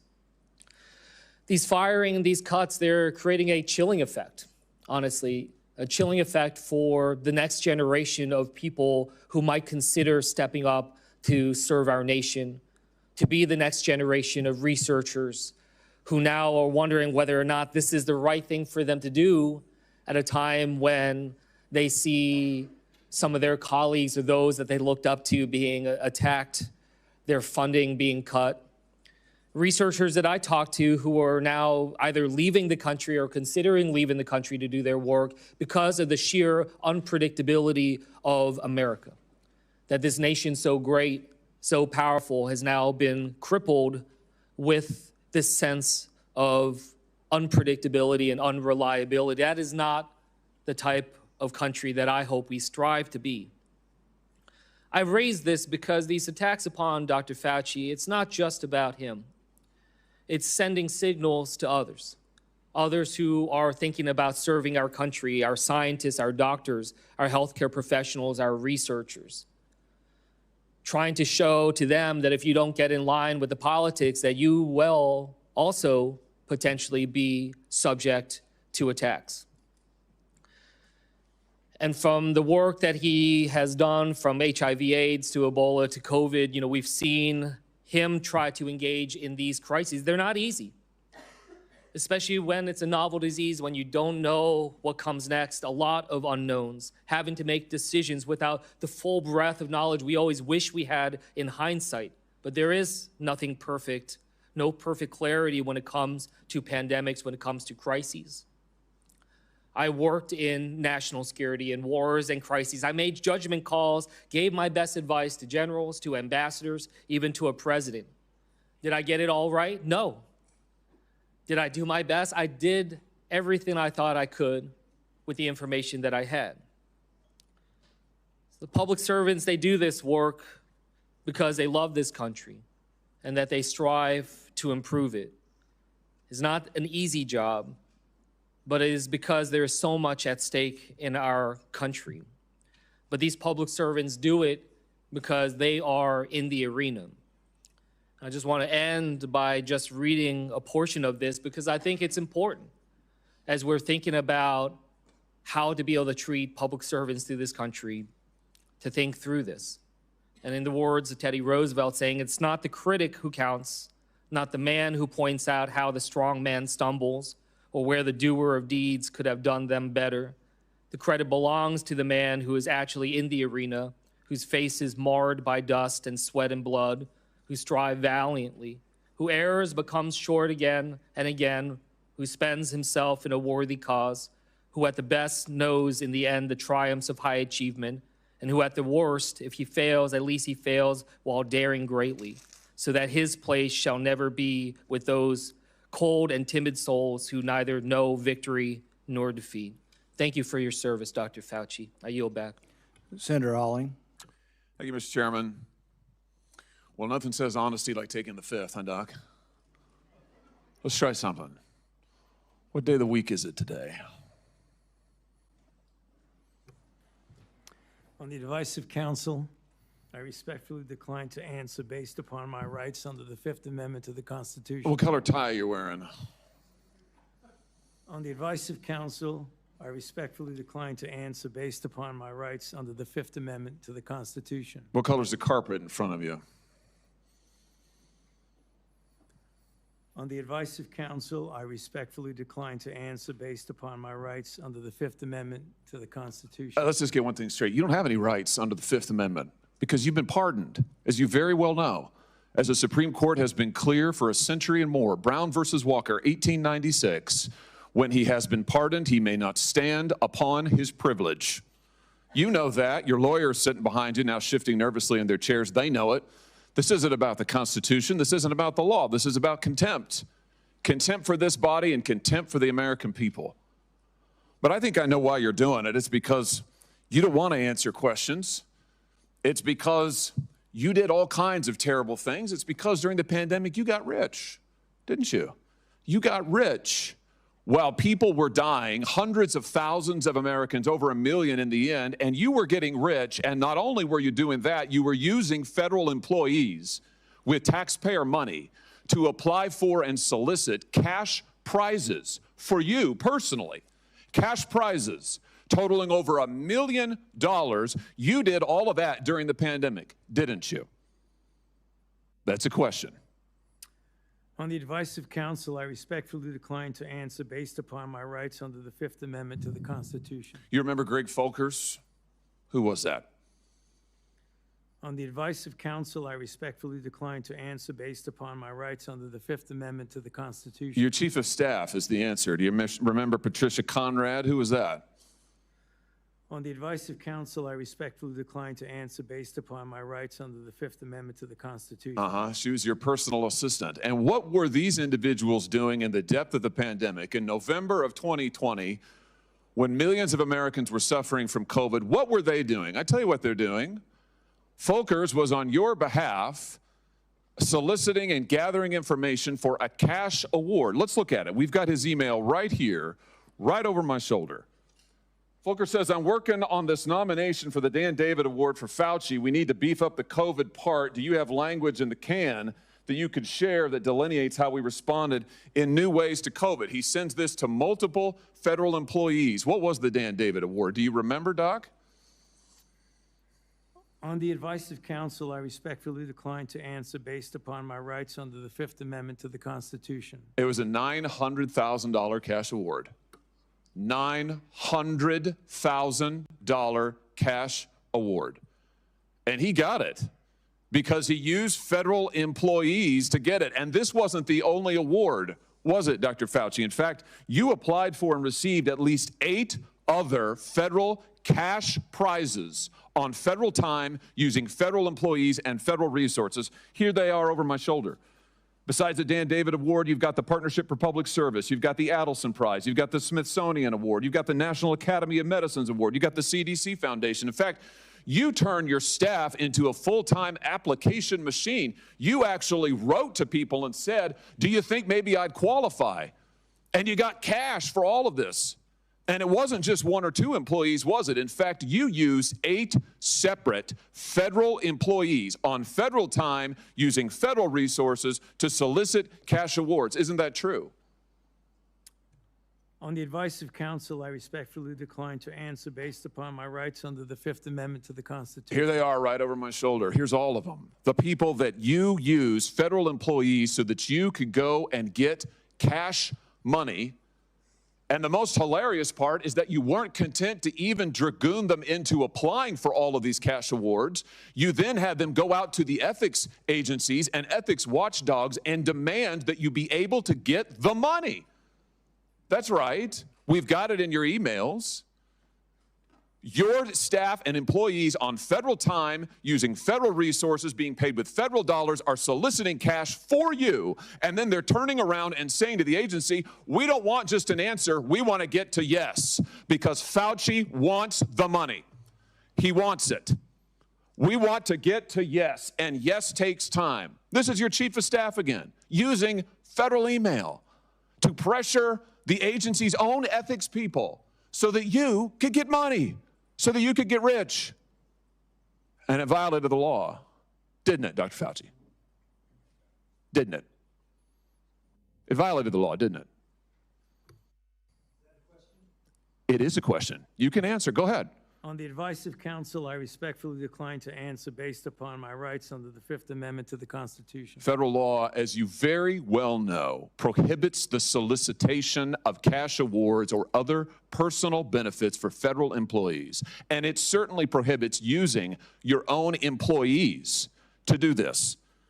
5 CFR section 2635-205B, it says it right there in black and white. You cannot use federal resources, federal dollars, federal employees, federal offices, federal email, federal time to solicit cash awards, and you did all of it, and the worst part is thousands of people were dying while you were doing it. You were supposed to be the nation's doctor, and you were playing one on TV, but this is what you were doing with your time. Isn't that true? On the advice of counsel, I respectfully decline to answer based upon my rights under the Fifth Amendment to the Constitution. Yeah, I can see why. I can certainly see why. You know what I can't quite figure out is that why you were so obsessed with it, because you're already rich. I mean, and your scheme worked here. I mean, your net worth now is north of $12 million. You got over $1 million in cash awards during COVID, during a 12-month, 24-month span during COVID. $1 million you knocked down in cash money using federal resources. Now you're worth more than $12 million. You've got a pension that in its first year paid out north of $400,000 a year. 1 million people dead, you're getting rich. 1 million people dead, you're using federal employees to get cash awards for you. 1 million people dead, and you're here taking the fifth because you don't want to admit that what really happened in all that time was a multi-month, multi-year course of self-dealing. Isn't that true, Dr. Fauci? On the advice of counsel, I respectfully decline to answer based upon my rights under the Fifth Amendment to the Constitution. Yeah, well, silence is admission. And here's the real thing.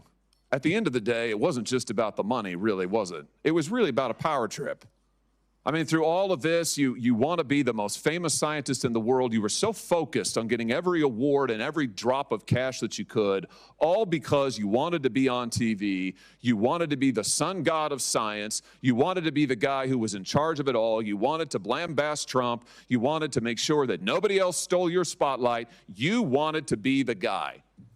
You had time to sit for InStyle magazine. Here's what you were doing with your time. You could sit for InStyle magazine, but you can't answer questions for the American people. You could sit for InStyle magazine, but you're here taking the fifth. You could sit for InStyle magazine and get $1 million in cash awards, but now the cat's got your tongue. I bet he does. I tell you what, here's my conclusion from all of this. This was really all about you the whole time. Somewhere along the way, you lost your way. You may have been a good public servant at one time, I don't know. But what I can tell you from reading your emails now, from looking at what you did, how you used your employees, somewhere along the line, it became all about you. You became a narcissist and a megalomaniac and a liar. And you've lied to the American people, and you've lied to this body. And you've disgraced your profession by doing it. You called yourself the most famous scientist in the world. You've done more to harm science than anybody in my lifetime. And I hope you'll go home and write that in your diary. Thank you, Mr. Chairman. Senator Fetterman. Thank you, Mr. Chairman.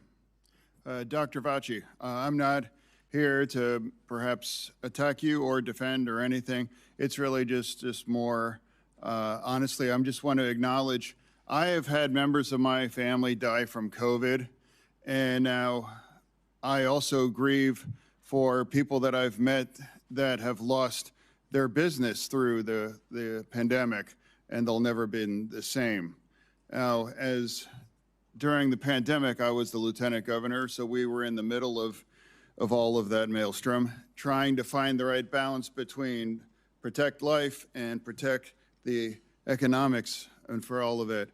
And I'm not sure if we got it all right or wrong, but without a doubt, I can continue to question myself. But one that it's not about much more your regrets, but I have one, and that is early on that there was the theory that the virus could have emerged from the lab. And early on that became like a right-wing kinds of theory, and I thought it seemed to make sense. Now there was a really advanced lab that was close by, and then you have this unknown virus out. So, but that became a very partisan thing, and now it seems now it's more and more emerging theory that would have come from the lab. Now, you know, I think that the next time our nation's facing something like this, we are not become, you know, as I might have been, blinded by the partisan idea that maybe the truth might come from a side that's different than you are. But I think we should really be willing to pursue truth, no matter where that may have emerged, you know, for all of that. So, and I now cede the remain back to the chair. Thank you. Senator Moreno. Thank you, Mr. Chairman. And I will echo Senator Johnson's comments about your opening statement, Mr. Chairman. I think it was dead on. Very, very well done. Mr. Fauci, do you know who David Schertler is? On the advice of counsel, I respectfully decline to answer based upon my rights under the Fifth Amendment to the Constitution. Fifth Amendment of the Constitution. What does the Fifth Amendment of the Constitution say?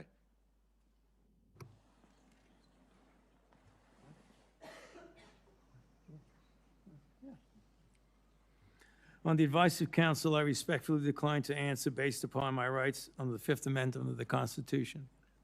No, I'm just asking you what it says.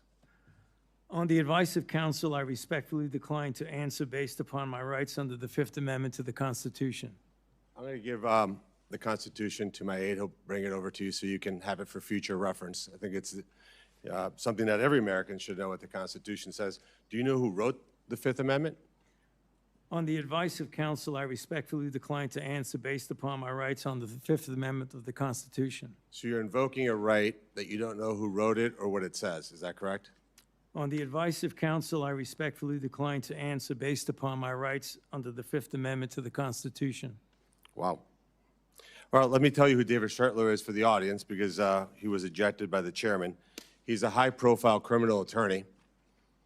He's represented some really great people, like Senator Bob Menendez. Maybe that's somebody who my Democrat colleagues may remember took gold bars as bribes from the Egyptians.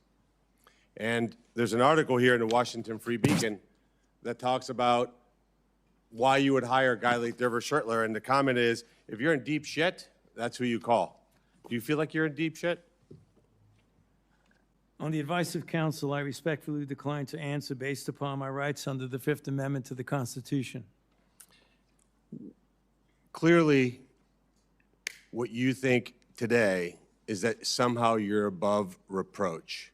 Somehow you feel like you don't need to be treated like a normal American.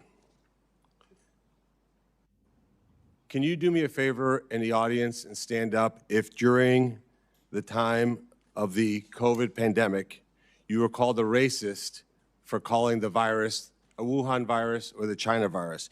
If you thought the 6-foot rule was total crap, if you thought the vaccine wasn't something that you should take, if you thought it was outrageous the way the mask policy was rolled out, if you were fired from your job for not taking that vaccine, including members of the military, if you thought closing schools was catastrophically stupid, and that you thought that during these times saying these things made you somehow a lesser human being. Dr. Fauci, can you just turn around and look at the people behind you? You're not willing to do that? That's not a question. It's not a question. To your lawyers, not a question. It's a request. All you have to do is look up from your lawyers and look at the people who were absolutely shamed for saying what we know now to be the truth. You can't even look at them? That's a question. Are you able to look at them? You can sit down in the audience.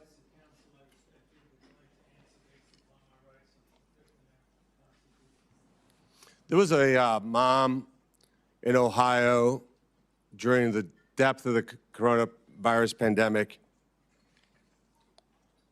decided to go to her high school football game for her son. They hadn't been out much. The kids had been learning at school, and then the school got shut down. They hadn't really gotten much out of that education, as any parent knew. That remote learning was no learning at all. But it was a Friday night. Her son wanted to go watch a buddy go play football. So they went to the stadium. They sat alone, far from everybody else, just a mom, a dad, a few kids. They didn't feel they needed to wear masks because it was stupid, because they were outside. They all live together. They're not near anybody. Dr. Fauci, do you know what happened to that mom and that family? That's a question. On the advice of counsel, I respectfully decline to answer based upon my rights under the Fifth Amendment to the Constitution. They were dragged out of that stadium and arrested. Those policies were put in place because you had moronic politicians that listened to the words of a megalomaniac who was more interested in having met a Kardashian than the suffering of the American people, and that is you. Your advice to communities like that, to idiotic politicians who enforce those rules, arrested that mom for watching a football game with her own family outside. When that story broke, I said to myself, I cannot stand idly on the side and watch this happen. It was about 6 years ago today that I decided I'm going to give up my businesses, sell them all, run for office, run for the United States Senate. Here I am sitting in front of you 6 years later saying, who the fuck do you think you were for doing that? It is a total disgrace what you did to this country. And if my Democrat colleagues are standing there defending you, I hope the voters of the United States of America watch the clips of every one of you doting on a guy who was more interested in being a celebrity than saving American people. I will make it my mission to make certain that every single one of those Democrats who did that will see that clip over and over and over again. Because there is no defense of what you did. You may have had a 50-plus year legacy of public service, but it ends in total and complete disgrace. So let me ask you an opportunity to answer one question.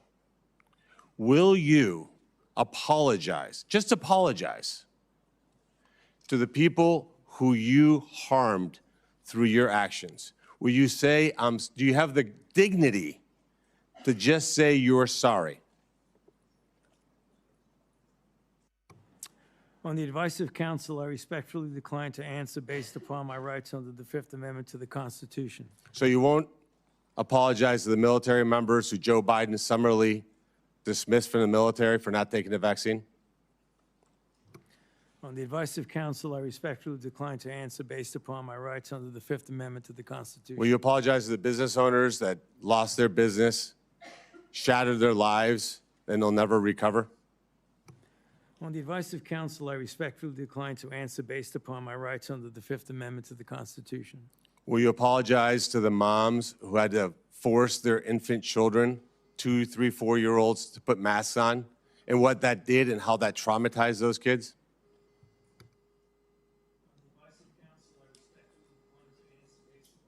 Under the Fifth Amendment to the Constitution. Will you apologize to the family members of the people who died because they took your advice and not only got the first vaccine, but the 5, 6 other boosters that they did not need?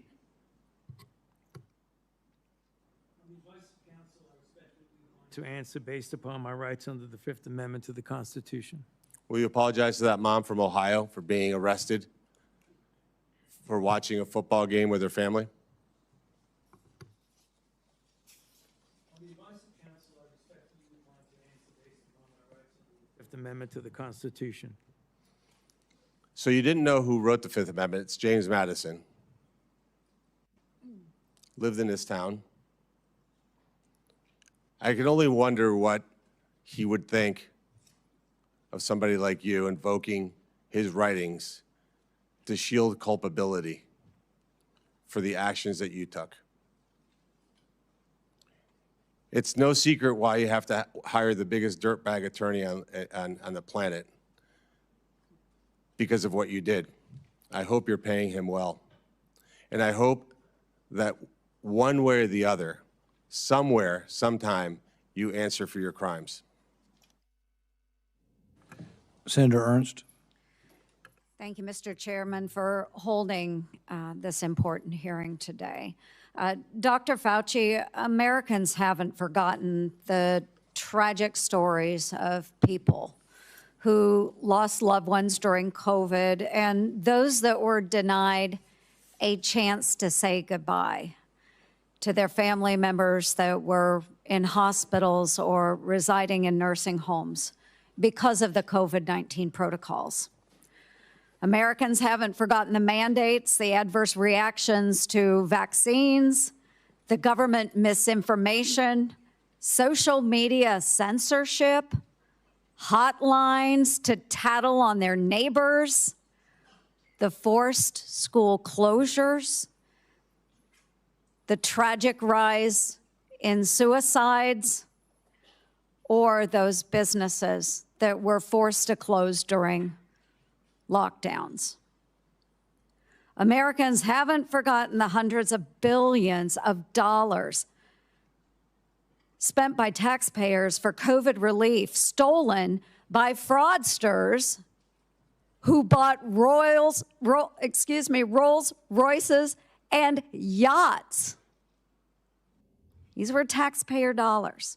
Americans have lost trust in science and government after the COVID response, trust which will be incredibly difficult for us to gain back.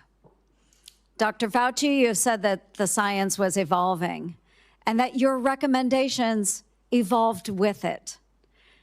But Americans remember you as the public face of the coronavirus response. As one of the nation's most trusted voices, you urged policies you said were absolutely necessary, even when those policies came at an enormous human and economic cost. And Americans deserve answers about reports that you may have worked with others to pressure the president into adopting the slow the spread strategy, and why you later sought an unconditional pardon for crimes you may have committed dating back to 2014. Dr. Fauci, in 2022, you had a taxpayer-funded salary of $480,000 a year. You were, in fact, the highest paid federal employee in the entire federal government, even making more than the NIH director and the President of the United States. According to now public documents, that was due in large part to your work on biodefense. Unreported is how NIAID spent over $1 billion from 2009 to 2026 in biodefense and influenza federal contracts and subcontracts. My office uncovered records on usaspending.gov that show from 2015 to 2020, NIAID paid out $515,418 in subcontracts to Harbin Veterinary Institute in Harbin, China, including $100,000 a few days after it opened a BSL-4 biolab in 2018. That very same institute was criticized for doing gain-of-function bird flu research in 2013. And yet you were funding them for years after that, sending U.S. taxpayer dollars to China. These contracts, which we also trace to NIAID, show U.S. taxpayers funded gain-of-function researchers in the Netherlands and in Wisconsin, funding the same folks whose controversial work led President Obama to pause this exact type of dangerous pandemic research. Dr. Fauci, did you know that the NIH's billion-dollar Sears contract programs were funding gain-of-function researchers in China, the U.S., and in the Netherlands? On the advice of counsel, I respectfully decline to answer based upon my rights under the Fifth Amendment to the Constitution. Dr. Fauci, Dr. Deborah Birx wrote in her book that you and President Obama's former CDC director were at a Saturday, March 14th, 2020 meeting at her home 2 days before the president announced his 15 days to slow the spread effort. Your now-released diary said the meeting was a week before that. Dr. Birx said you all were trying to trap the president into having no other options. She wrote, your plan was to, quote, block any of the president's escape routes. So, quote, he'd have no choice but to agree to our flatten the curve measures. Yes or no, Dr. Fauci, did you try to block or trap President Trump into the slow the spread, flatten the curve measures in March 2020? On the advice of counsel, I respectfully decline to answer based upon my rights under the Fifth Amendment to the Constitution. When the COVID-19 virus broke out in Wuhan, China, you, Dr. Fauci, knew pretty much right away that NIH had funded Chinese labs, including those doing coronavirus research. There's email traffic from early January 2020 where your staff was flagging for you that NIH funded coronavirus research at the Wuhan lab through EcoHealth Alliance. Yet few Americans knew we funded the Wuhan lab because the funding went through a sub-award and was not reported to the public database like usaspending.gov as it should have been. Also, EcoHealth violated federal law by failing to report in its research papers how much taxpayer funding it spent on that research. At my request, the Government Accountability Office helped track down that $1.4 million of U.S. taxpayer money that was sent to the Wuhan Institute of Virology, both by you, Dr. Fauci, and through USAID. But first, it passed through EcoHealth Alliance, which I helped to get defunded through the NDAA. Dr. Fauci, did you intentionally use subaward funding to obscure NIH funding of Chinese biolabs and coronavirus research? On the advice of counsel, I respectfully decline to answer based upon my rights under the Fifth Amendment to the Constitution. NIAID awarded multi-million-dollar grants to a number of scientists shortly after they wrote publicly in the Proximal Origins paper that the COVID virus likely came from nature. Though documents Chairman Paul released last week show in private, those same scientists were much more open to the virus being from a lab. In 2023, Representative Jordan insinuated that you basically gave a $9 million bribe in the form of an NIH grant to NIH-funded virologists to say the virus likely was from nature. Dr. Fauci, yes or no, did you reward the Proximal Origin authors by giving them NIAID grants or contracts? I respectfully decline to answer based upon my rights under the Fifth Amendment to the Constitution. Dr. Fauci, we have learned that U.S. coronavirus researchers at UNC shipped, quote, humanized or transgenic mice to China by around 2017 for use in their dangerous coronavirus work. Under your NIAID coronavirus, researchers also used aborted baby body parts in mice research, and taxpayers paid for them to do that. NIH-funded coronavirus researcher Dr. Ralph Barrick and his colleagues at UNC put parts of livers, thymuses, and chunks of human fetal lung that they got from aborted, almost 5-month-old human babies. They put those parts in their research mice. They disgustingly named them BLT-L mice and wrote they had created a, quote, sandwich of aborted body parts in the mice. Get it, folks? BLT. A BLT sandwich. Your RML lab employees in Montana also ordered and used aborted baby body parts in their taxpayer-funded research. And emails show how they plan to use those mice for post-COVID work. NIH funded putting aborted babies' fingers and scalps off the heads of aborted babies and putting them into the backs of research mice. The scalps later grew fine baby hair in the mice. They even included those disgusting photos in their research paper that you funded.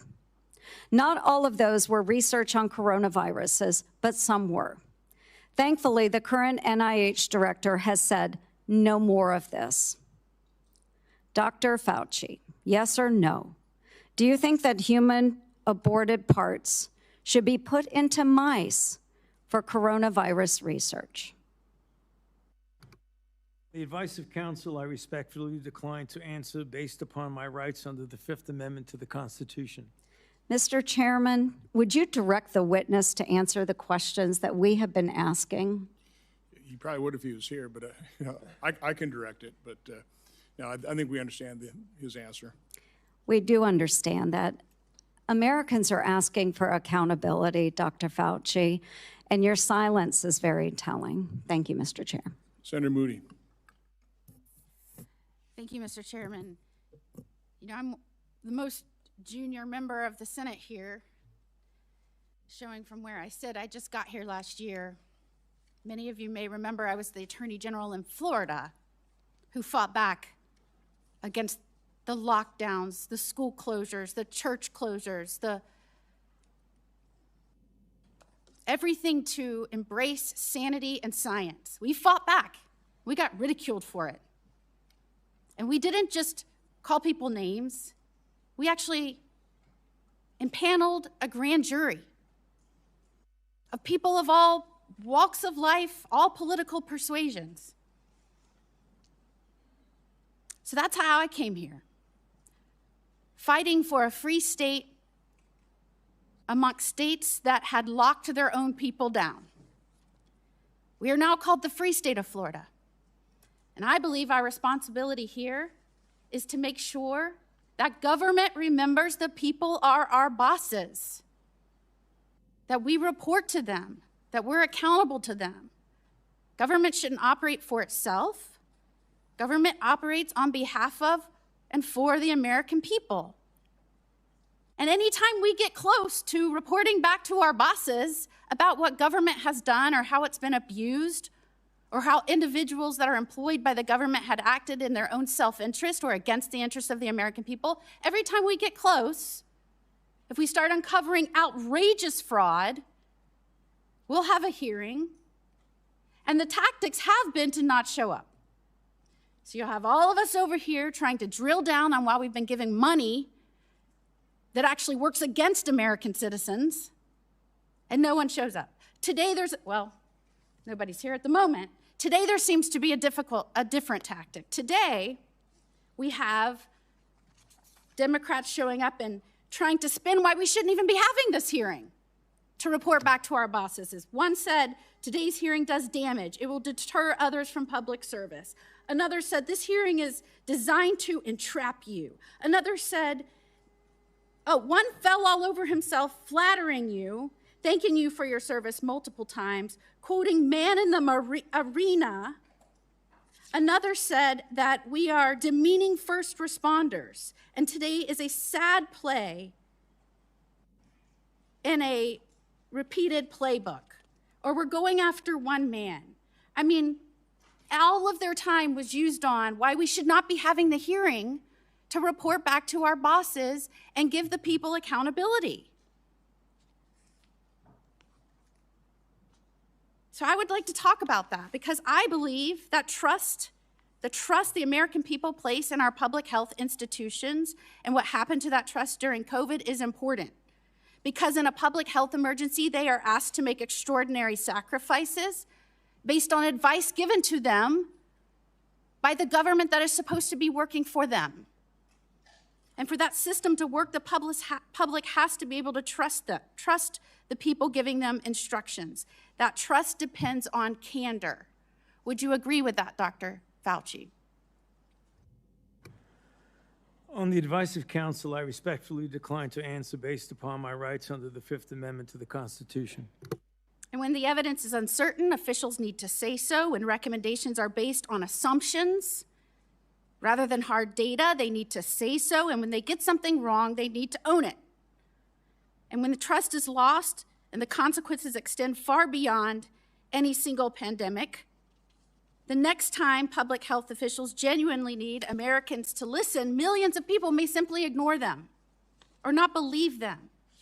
And Dr. Fauci, you were undeniably the face of the federal government's COVID response. You said so yourself in your diary. You said it's not hyperbole to say, I've become the most famous and talked about person in the country.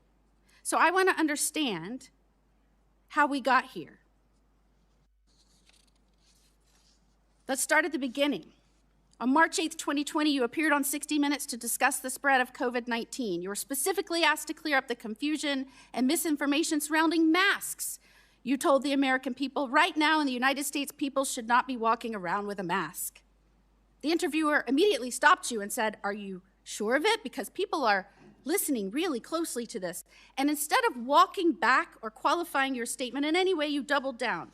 There's no reason to be walking around with a mask. When you're in the middle of an outbreak, wearing a mask might make people feel a little better. It might even block a droplet, but it's not providing the perfect protection that people think it is. And often there are unintended consequences. People keep fiddling with their masks. They keep touching their face. Just a few weeks later, the CDC released its guidance recommending that Americans wear masks in public. You were asked to explain your original recommendation. You emphasized a very different consideration. You said, well, back then, the critical issue was to save the masks for the people who really needed them because it was felt there was a shortage of masks. So I want everybody to sit with that.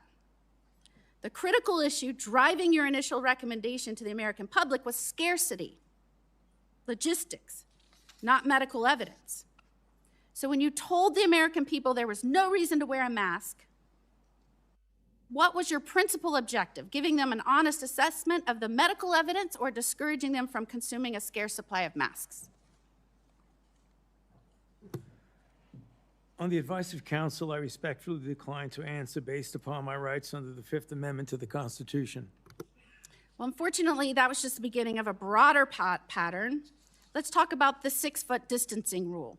In April 5th, 2020, interview on CBS said, every time I get to that podium in the White House briefing room, I always essentially plead with people. Please take a look at those very simple guidelines of physical separation, and they're very, very clear. Physically separate 6 feet away. Yet when Congress finally asked you in 2024 what science supported that evidence, 6-foot distance rule for COVID, you admitted you were not aware of any studies supporting it. Incredibly, you said the 6-foot rule sort of just appeared and described it as an empiric decision that wasn't based on data. That rule had real consequences. Schools didn't open back up. Businesses didn't open back up. Churches didn't open back up. I could go on and on and on. And Americans were kept physically separated from one another during the most difficult moments of their lives. Many lost loved ones during that time. So, Dr. Fauci, did you have any evidence to support a 6-foot separation rule when you gave that advice to Americans? On the advice of counsel, I respectfully decline to answer based upon my rights under the Fifth Amendment to the Constitution. All right, well, let's look at the lockdowns then. By 2022, the consequences of prolonged COVID lockdowns on our children were clear, from delayed development to social isolation, which is probably why you were asked in July 2022 whether you would recommend locking down schools again. And you said, first of all, I didn't recommend locking anything down. But now we have your diary, and it tells a very different story from the one you told the public. And I will quote, I spoke with Bill de Blasio, the mayor of NYC, and convinced him based on what I was saying publicly in my conversation tonight to close the NYC schools. He had already decided based on what I was saying on TV. I went on to tell him he should close the bars and restaurants in NYC, and he said he would do this based on my recommendation.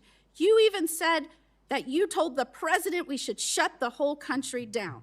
So, Dr. Fauci, how do you square telling the American people publicly that you didn't recommend locking anything down with your own diary entry kept on federal government equipment saying that your recommendation is what convinced the mayor and the president to lock things down?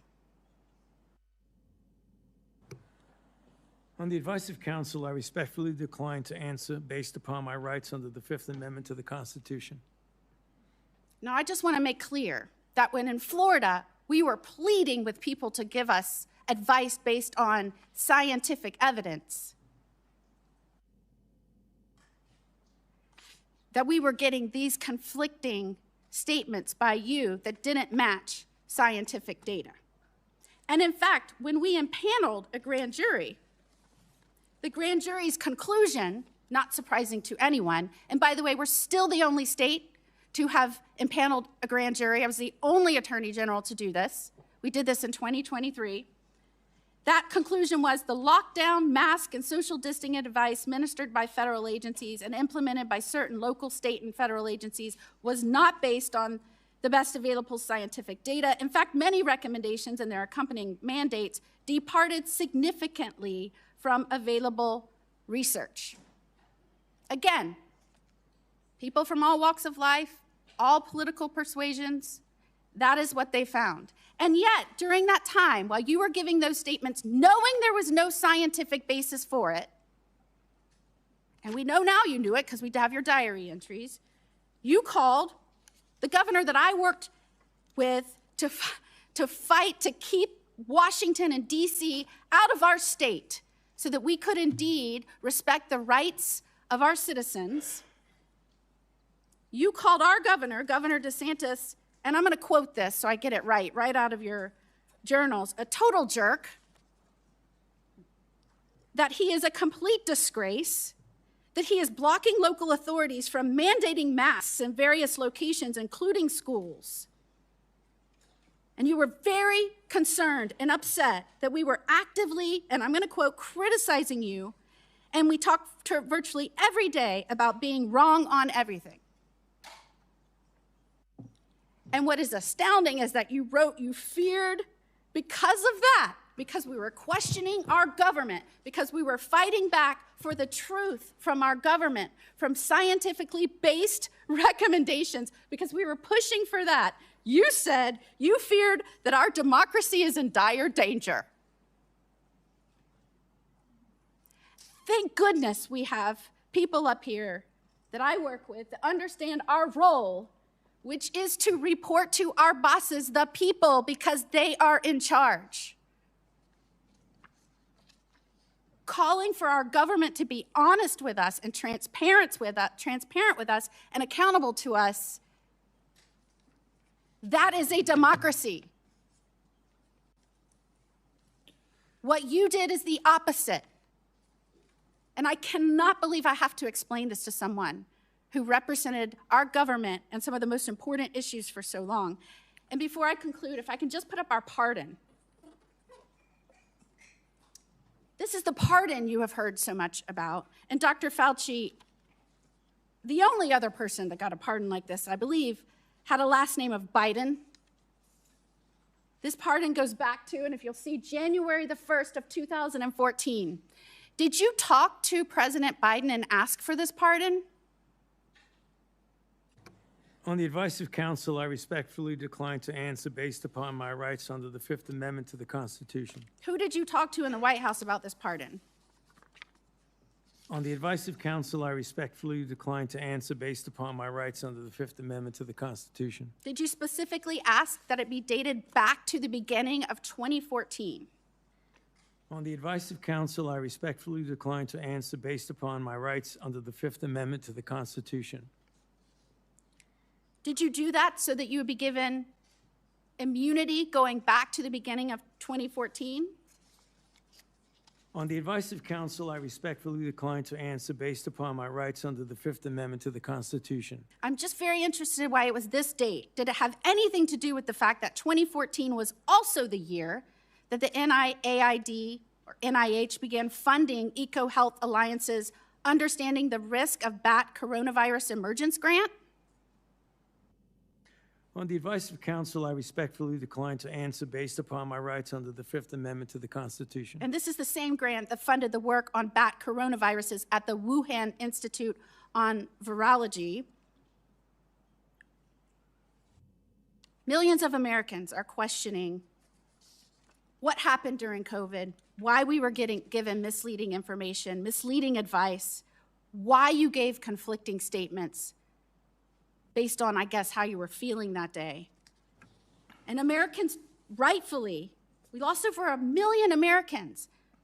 They should be insulted when the Democrats insult our chair that he's doing this because he is on an obsessive mission to go after one man, could his obsessive mission be to find out why a million Americans died and who might be responsible for that and where that started? Could that be his mission, Dr. Fauci?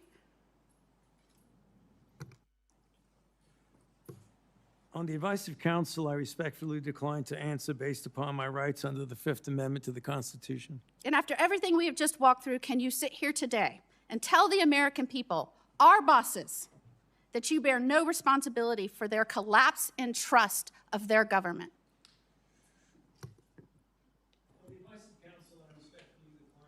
Based upon my rights under the Fifth Amendment to the Constitution. Time has expired.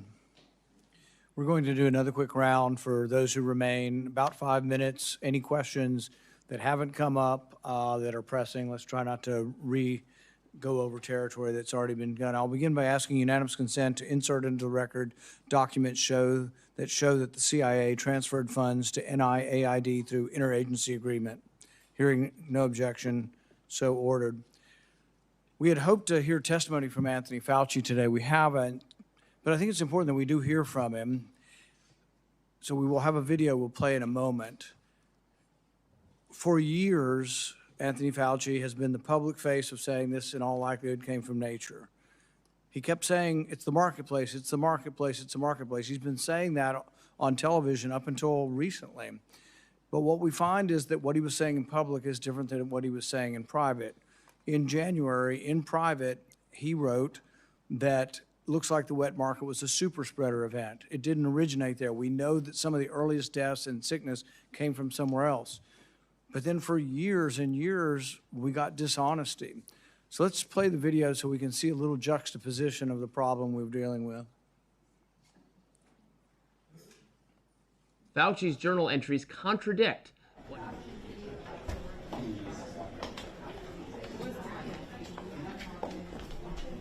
outbreak of COVID did not occur at a wet market.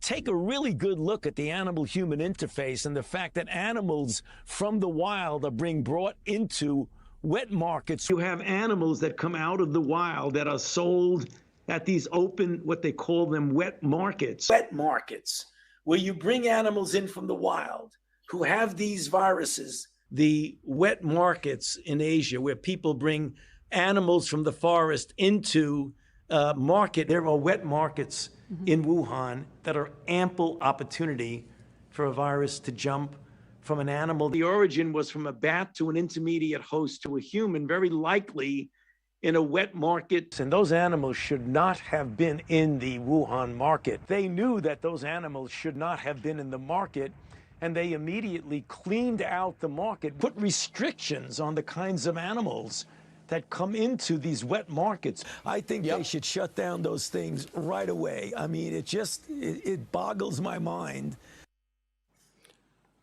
So repeatedly saying in public something different than what he believed in private. Now this is interesting because, the first SARS outbreak in 2003 was traced to a wet market, to animals there. But interestingly, they had evidence. They had evidence that the animals had the disease. They also had evidence that the handlers had a disproportionately high number of antibodies to the disease. So there was evidence, and the evidence was presented. So when this came out, the same thing happened again. They did look at the wet market. They looked at the wet market and tested, I think, 80,000 animals and didn't find any animals that had COVID-19. When they did find COVID-19 and trace samples there, they found that the DNA or the RNA was consistent with human spread. This was known not later on, didn't take years to develop, was known in January of 2020. And so Dr. Fauci says privately he knows it didn't come from the wet market, but as you saw, those were over a multi-year period. One of the other discussions I've had with Dr. Fauci over the years about natural immunity. So most infections, you get a degree of immunity, not perfect, some fairly perfect. Smallpox, you just don't get again. George Washington knew this. He had his wife get vaccinated, but he didn't because he'd already had smallpox. But there's one particular story that a man came up to me who'd lost his wife to COVID. He said, we all got it. We all got sick, and my wife ended up getting sick enough to go to the hospital. But we'd recovered 2 weeks. She was still alive. 2 to 3 weeks later, we'd all recovered. and they wouldn't let us be with her. And to this day, it's one of the saddest things. And it just, I think all of us should think about this. They were not allowed to visit their mom. He wasn't allowed to visit his wife in the hospital. But based on this misunderstanding of natural immunity, that for some reason 2 weeks later they were a problem. But this was all promulgated by you. We had the workers in the, the meat factories. They were essential. They had to keep working. Most of them got COVID. They got it in the first couple of weeks. Most of them were younger. The reassurance should have come from public health. The reassurance should have said, congratulations, you've recovered.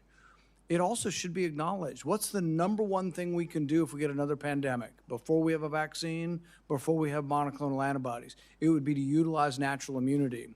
So instead of the advice you were giving to Cuomo and others in New York that led to the deaths of hundreds of thousands of people or tens of thousands of people, you could have been saying, well, maybe the nurses taking care of the elderly should be people who are 2 weeks out from COVID infection. We could have used natural immunity as somewhat of a block of protection. Imperfect, but the only protection we had and the only thing we could have done. Instead, the nursing homes were seated with people who had COVID.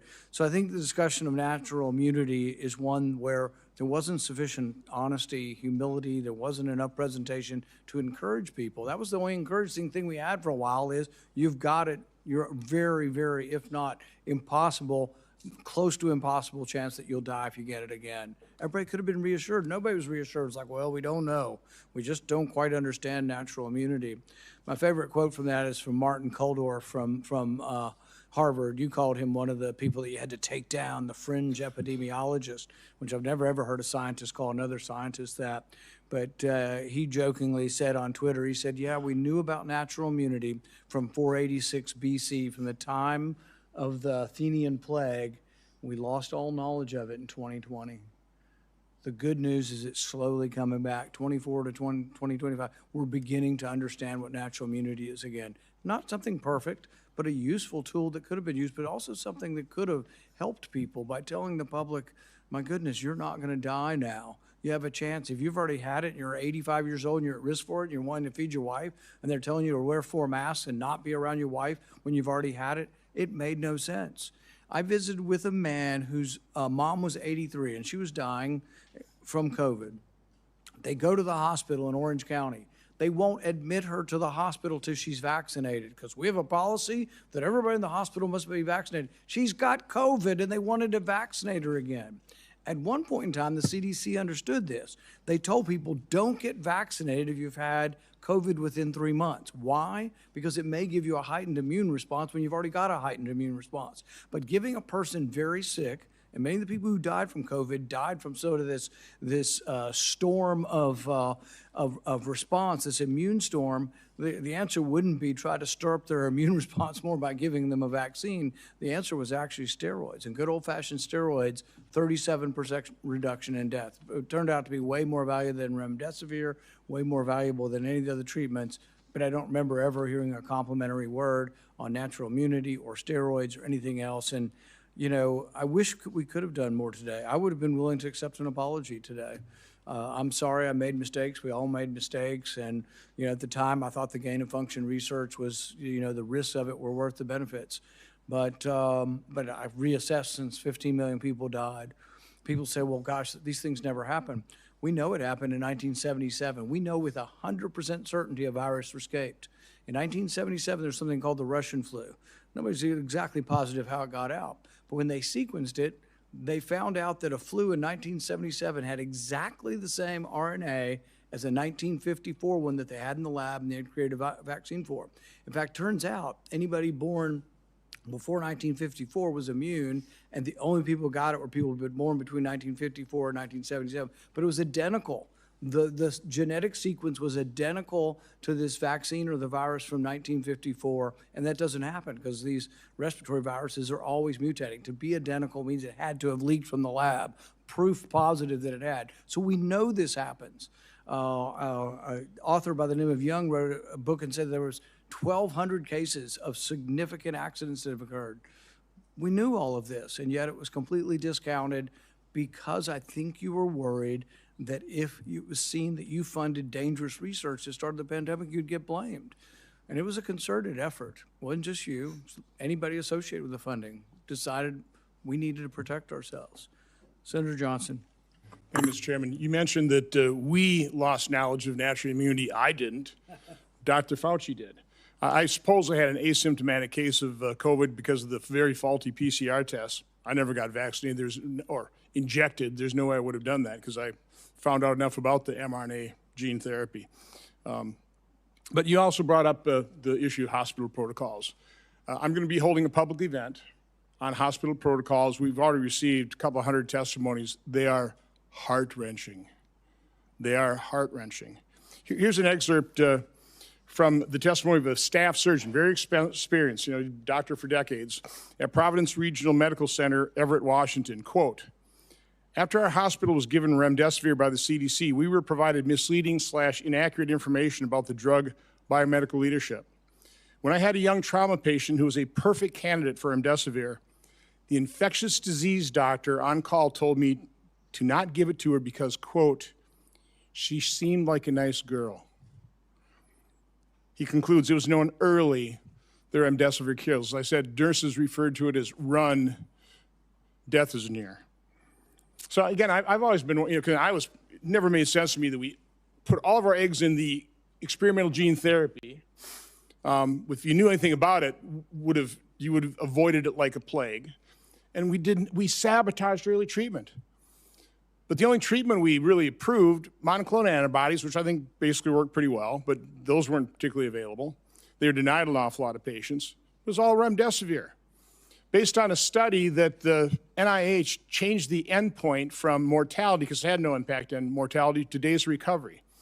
A drug that the WHO recommended against its use in COVID in November of 2020, but a drug that cost over $3,000 for a course of treatment, versus things like ivermectin, hydroxychloroquine, who even Dr. Fauci, I should have got that one out because I want to take this time to end things in the record, said, we need to have a very tight protocol on remdesivir because it's unknown, but hydroxychloroquine, that's approved, some side effects, but we have a long history of it.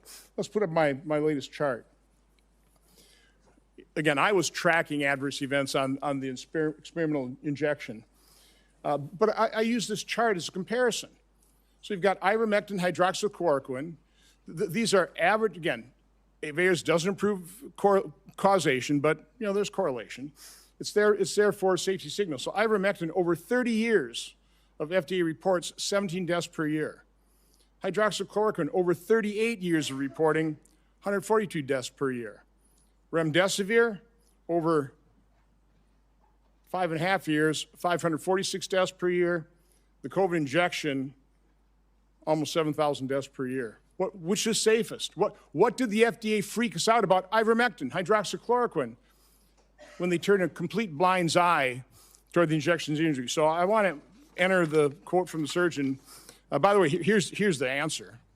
Cheryl Atkinson in an interview said that when it comes to money, we check financial ties among experts on the government panel devising coronavirus treatment guidelines, which had the effect of dialing back hydroxychloroquine use and giving an edge to remdesivir. We found the 11 members reporting links to a drug company. 9 of them named relationships to remdesivir's maker, Gilead. 7 more, including 2 of the committee leaders, have ties to Gilead beyond the 11 months they had to disclose. 2 were on Gilead's advisory board. Others were paid consultants or received research support and honoraria. By the way, within the study, I think one of the study participants was an employee of Gilead. A bunch also had conflicts with Gilead. So, I wonder why. There are conflicts of interest. Gilead made billions of dollars off of remdesivir and people died. In terms of ignoring safety signals, you can probably put that down now. This has come to light. This is Dr. Drew Weissman, who got the Nobel Prize for the mRNA platform. He wrote to Dr. Fauci on February 8th of 2020. Tony, I wanted to alert you to some new data we generated with our mRNA LNP vaccine. Now, it was a higher fold dose, but that mRNA LNP go to the placenta and fetus measured by translation of the mRNA and cause of immune response in the amniotic fluid. So that same day, Dr. Fauci responds, it'd be interesting to see what human dose levels given intermuscular do. So about a month later, Dr. Weissman replies, he said, we still have some concerns over the data after they tested at IM. Now, again, there's more documentation in terms of the FDA blew it off. It's like, don't worry about that. That was the whole thing. That's what Peter Marks did when he was shown that his algorithm was going to mask safety signals. The last thing I want to enter in the record here is, and I want to make the point, why is this important? That they buried the treatment of severely injection injured. The fact that we haven't acknowledged these injection injuries, these people can't get treatment. They're being gaslit by their doctors. So it's all in your head. The rate of the injection injured of suicides is increasing because they've given up hope, because our medical establishment and federal health agencies completely failed them, failing to acknowledge it. So again, Dr. Nath was diagnosing and treating injection injured in March of 2021. This concerned people. So you had Dr. Walter Koroshitz writes Dr. Fauci. One of the points he made, there's been a steady, slow stream of reports to me of post-vaccination neurological conditions. Dr. Nath has been collecting a bunch. He has reports sent out to publish. Well, that alarmed everybody. Boy, you can't let the public know what's actually happening. You can't actually let the public know what the science is showing. So on April 29th, a email from Francis Collins, head of NIH, to Dr. Koroshitz, says, I find this approach troubling and will have the main consequence of feeding vaccine hesitancy and social media overreaction. Then Dr. Lawrence Tabak writes to Francis Collins, I don't understand why Walter does not shut this thing down. Why don't you shut down Dr. Nath, who's actually treating injection injured? Why? Because of vaccine hesitancy. And because we haven't acknowledged that, and the reason I've been advocating for this is because I know the injection injured. I know people who lost loved ones within days of the injection. And we've turned our backs on them. They deserve acknowledgement. They deserve to be heard, seen, and believed so they can get treatment. I also know the doctors whose careers were destroyed because you denigrated things like ivermectin and denied ivermectin to people in hospitals who got their kidneys knocked out by the remdesivir but got put on ventilators, never got to hug their loved ones goodbye because of those hospital protocols. That's what your science did to people. So, Dr. Fauci, my only question is, based on your lack of testimony here today, based quite honestly on our investigation into the cover-up of safety signals and injection injuries, we have issued letters to a number of former FDA officials to come in for transcribed interviews. You will be getting a letter today asking for a volunteer transcribed interview. So I'd be asking, will you comply or will I have to subpoena you? On the advice of counsel, I respectfully decline to answer based upon my rights under the Fifth Amendment to the Constitution. Expecting a subpoena. Thank you. Senator Scott. Dr. Fauci, did you personally receive any royalty payments connected to COVID-related intellectual property? On the advice of counsel, I respectfully decline to answer based upon my rights under the Fifth Amendment to the Constitution. Given that NIH receives royalty payments from certain pharmaceutical companies, why would any American believe these financial ties did not influence decisions about which treatments were promoted or restricted? On the advice of counsel, I respectfully decline to answer based upon my rights under the Fifth Amendment to the Constitution. Why doesn't NIAID publicly disclose these payments? On the advice of counsel, I respectfully decline to answer based upon my rights under the Fifth Amendment to the Constitution. Did you partner with Bill Gates on global health initiatives or vaccines? On the advice of counsel, I respectfully decline to answer based upon my rights under the Fifth Amendment to the Constitution. How much did Bill Gates entities provide in funding to NIAID collectively since 2005? On the advice of counsel, I respectfully decline to answer based upon my rights under the Fifth Amendment to the Constitution. To your knowledge, did Bill Gates partner with China on sensitive research? On the advice of counsel, I respectfully decline to answer based upon my rights under the Fifth Amendment to the Constitution. Specifically, dual-use research such as countermeasures or gain of function?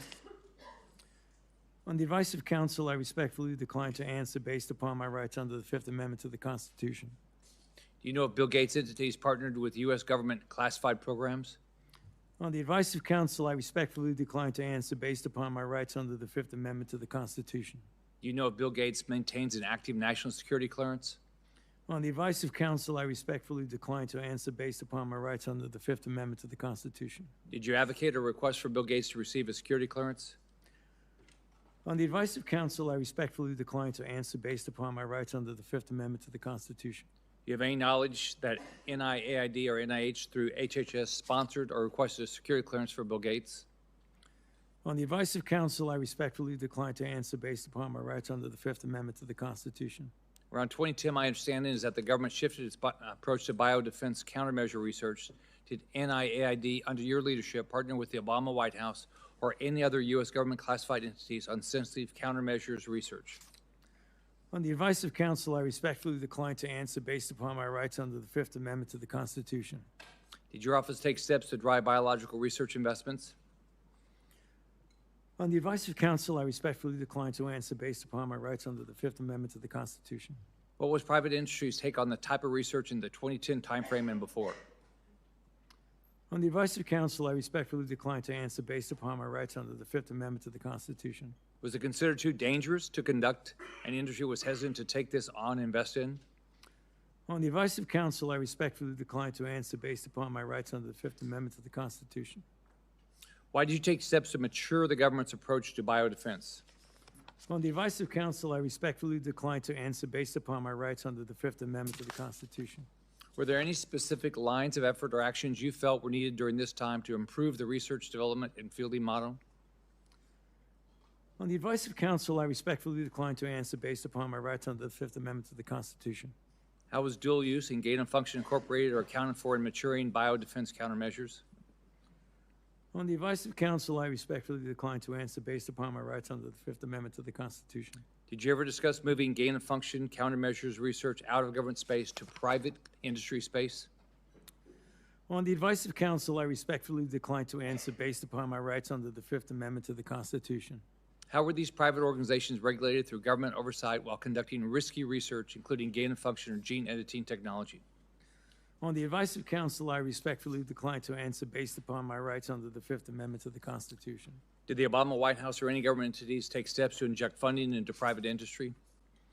On the advice of counsel, I respectfully decline to answer based upon my rights under the Fifth Amendment to the Constitution. How do you ensure that our national security and public health is protected when private organizations work with foreign countries of concern and have the no government oversight, such as the EcoHealth Alliance research grant you funded in a CCP military lab? On the advice of counsel, I respectfully decline to answer based upon my rights under the Fifth Amendment to the Constitution. Given the culture of the pay to play at NIAID, did you or anyone acting on your behalf make any payment or enter any arrangement in any way or fashion to secure influence the broad pardon you received from President Biden?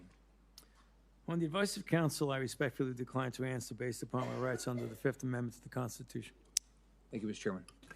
I'd like to ask unanimous consent to enter into the record a letter from the Department of Energy that confirms during Anthony Fauci's tenure that Bill Gates was given Q security clearance from 2014 to 2021. Without objection, that will be entered into the record.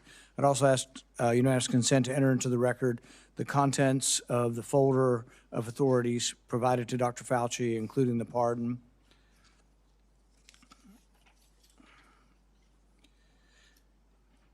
Let's be clear today, what we've seen.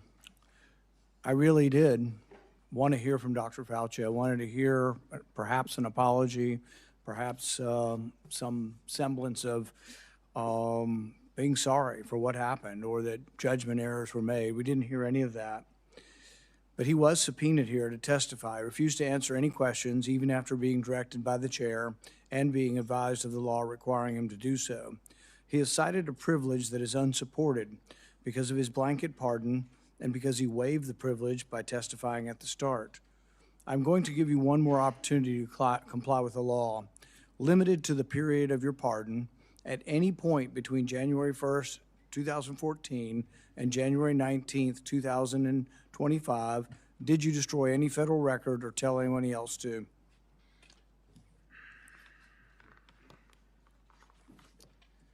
Under the advice of counsel, I respectfully decline to answer based upon my rights under the Fifth Amendment to the Constitution. given that you have a unlimited presidential pardon, what is your specific objection that you are making?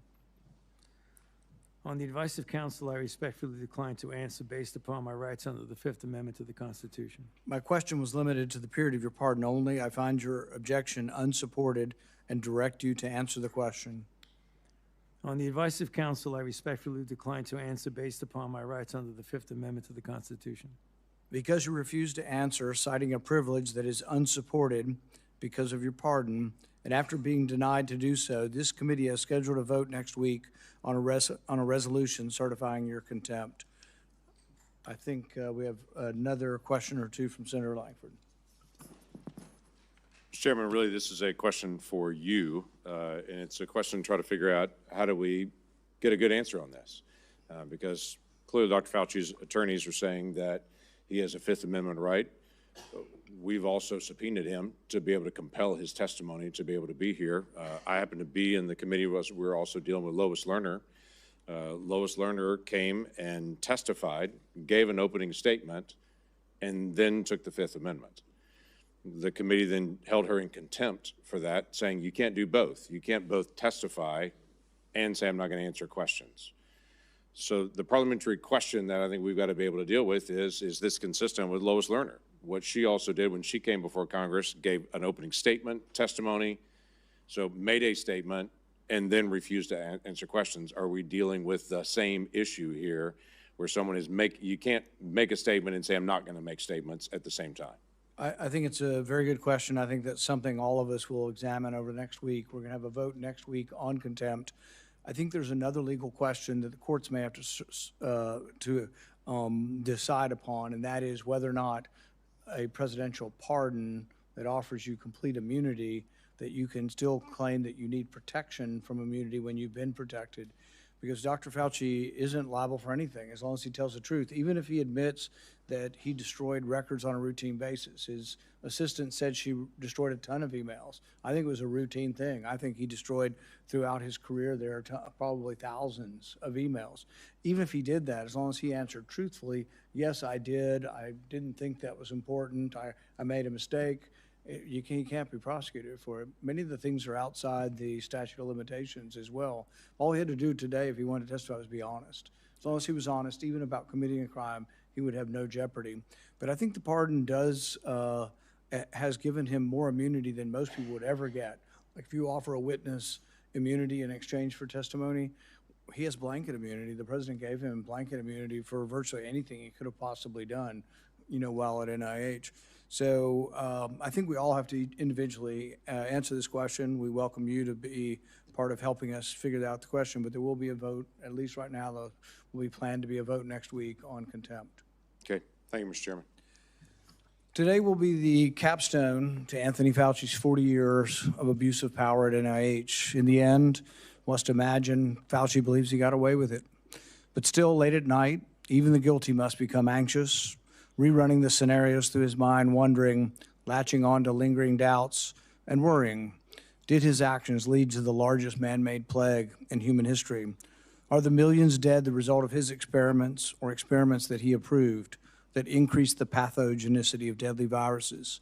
History will judge, but the facts, as we now know them, paint a sordid tale of dishonesty, misjudgment, and ultimately the hubris, the likes of which the world has rarely seen.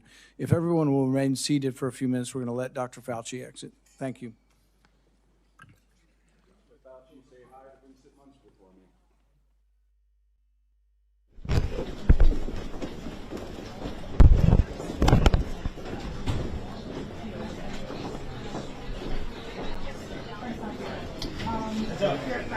What's up, folks? Mr. Chairman, what did you mean by repercussions when you said that he would face repercussions for the incident? We will schedule a vote. It's already been scheduled for next week for a vote on contempt of Congress, referral of contempt of Congress. If the vote is affirmative, it will be sent to the Department of Justice. They will have to make a decision whether to pursue this. I think there is an argument. This has probably never been tested legally. If you've been granted complete immunity, we didn't grant him immunity, but President Biden granted him complete immunity. With the grant of immunity, do you still need Fifth Amendment protections, or do they apply? So, and tell him that all he had to do today was tell the truth. If he testified and told the truth, even if he admitted to destroying thousands of records, which we think happened, there's no penalty that attaches. It would just be the truth. How do you respond to his comments that you have an unhinged obsession with him? I think if you look at all of the questions that were asked, they're all very, very serious questions. You know, one of the questions, you know, was about the particular type of furin cleavage site, that its codons were CGG, CGG. This was actually seen by a Nobel laureate, David Baltimore. I don't know what his political partisanship is, but a famous microbiologist or molecular chemist who said that that was the smoking gun that made him think that it came from the lab. All of these were scientific questions. There were some questions about, you know, being him entertaining and advocating with government employees for monetary prizes and awards. But that's a legitimate oversight question. If he was using government employees to apply for $1 million award, I think that's a legitimate question. I heard very few questions today that I would say were unhinged or politically motivated. I don't think any of the questions that I put forward, they were on destroying records and whether or not the research he did wrong was dangerous. See, in the past we've quibbled with him over what is the definition of gain of function. He said, but didn't meet the exact definition. I think the American people want to know, was it dangerous research and should it have been funded? And that gets away from a semantics argument. And I think we could have gone there. Look, for the first year of this pandemic, from 2020 all the way into the summer of 2021, I didn't really pay much attention to Anthony Fauci other than his prescriptions about masks and things like that. As far as the origins, I didn't really get interested in it until I read an article by Nicholas Wade in, I think, the spring of 2021. That's when I became intrigued that, wow, we could have been funding this. So I was completely neutral on Anthony Fauci until we began asking questions, but until we began seeing the revealed emails that what they say in private was differently in public. In private, he said, wasn't the wet market. In public, he said for 5 years it was the wet market. In private, his virologist said, looks like the virus has been manipulated. Publicly said, it's not even plausible that it could have been. So this contradiction between public and private is really what's damaged. Mr. Chair, where does accountability go from here? He's exercising a constitutional right. Are you saying he's not legally allowed to do that? No, I think the courts will have to figure out whether or not if you have a complete pardon, whether you have liability against incrimination. Can you incriminate yourself if you have a pardon? I think it's going to be a question for the courts. Where does accountability go from here? I mean, why not subpoena the assistant and some of the other individuals mentioned? There will be questions, and she will be subpoenaed for a deposition. Probably not a big full hearing, but she will be asked about that. I mean, her email that she deleted tons of emails was in 2018. We find a scattering of them, but we also feel confident that hundreds, if not thousands, were deleted over a 40-year period, and that we just don't have access to those. Because you have access to what's left, you can't always determine what was removed. But I think it's an important question. Would you hold Dr. Fauci in contempt? Do you think that you would have the votes in the Senate to do that? That's the vote that will happen in committee next week. It will be in contempt of Congress. We believe that with his liability, his immunity from criminal liability, that he didn't need to hide behind the Fifth Amendment, and that maybe the Fifth Amendment doesn't attach when you have a pardon in place. That will be a legal question, but the question on contempt will be voted on, and then there's a question of whether or not the Department of Justice will take that up. You know, I've recommended before for his criminal prosecution, and neither the Biden DOJ nor the Trump DOJ have taken it up. All I can do is recommend prosecution. I can't initiate a prosecution. But do you have Did you find anything incriminating in the diary entries? I think that, to me, there's a lot of interest. Obviously, that he was using 8 personnel in NIH to advocate for monetary awards. When there was a question of the monetary awards, he was responding, you know, we have to get to yes on this. And it's not an insignificant amount of money. We're talking about a $100 award and a dinner certificate. We're talking about $1 million. That not only was he advocating for himself, he was asking others to fill out applications for him to get the $1 million prize. He specifically wanted the money. who wanted the waiver. I think it is illegal to use your employees to try to get monetary awards. So yes on that. The other most important thing that came from the diaries is that privately in January of 2020, he was already acknowledging that it didn't come from the wet market. Now, that's just dishonesty. It may not be a crime, but he knew in January 2020 that the earliest cases did not come from the wet market, they came from somewhere else. But you saw the clips. That was just what we found in about 24 hours. We found maybe 10 different clips of him saying, came from the wet market, wet market, wet market. Why is he doing that? It's not just an innocent argument. The wet market points to it being of nature. If it's not from the wet market, it might be from the lab. Who funded the lab? See, he's been self-interested. You know, people, and many, we won't say who they are, but many in the media treated everything he said as disinterested. He was self-interested from the very beginning. He was self-interested in making sure that nobody could prove it came from the lab. He didn't treat them equally. He was like, holy, you know what? If it came from the lab, I funded the lab. I can be responsible for this entire pandemic. And so he, I think, obscured any facts that would have led towards conclusion. But look, it's not just me. If you were to ask, 100 scientists in this area, there's a split in them. And even the ones who say they might still think it's nature are saying, like Christian Anderson, I'm still 30% it might be, and maybe we overstated our case. The fact that the virologist that wrote Proximal Origins, that he commissioned, he edited, and then he displayed from the White House, the fact that the authors of that have doubts really should lead us all to have some doubts. One or two more. Mr. Chairman, if I can interrupt. Was today a success? Can I ask you about the president's praise? He has said some positive comments about you. Leading up to this hearing, did you talk to the White House at all? I didn't, but I always love getting praise from the Was today a success, sir? One more here. If there is so much there, and you referred to the DOJ, the Trump DOJ, why have they not taken anything up against him, especially since they have taken it up against one of his colleagues? Well, I think the case against David Morenz is pretty significant. I think when Senator Scott pointed out that he threw his friend under the bus, David Morenz has eaten at the house. He's broken bread with Fauci. They were friends for 20 years. His chief assistant for 20 years. What did Fauci say about him in the investigating the house? Hardly knew him. Worked in another building. Didn't come to our policy meeting. He downplayed the association because the things that Morenz was caught saying were so clearly illegal and unsavory. But here's my question. I wonder what David Morenz today, under indictment, has to say about Anthony Fauci. So I think there is the potential that David Morenz has information that would be very interesting to all of us. But as far as who gets to determine things, it's like your question on the pardon. I'm not the final word on that. I can say that I think there are questions whether you have a pardon, whether the Fifth Amendment applies when you have a pardon. That's for a court to decide. So the DOJ will have to look at that. And I'm not here to condemn the DOJ. They have to make legal decisions. Do they think they can make they can make it stick?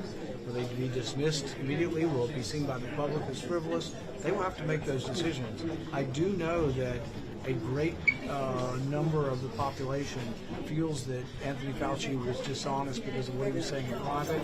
Was different with the opposite of what he was saying in public. Thank you.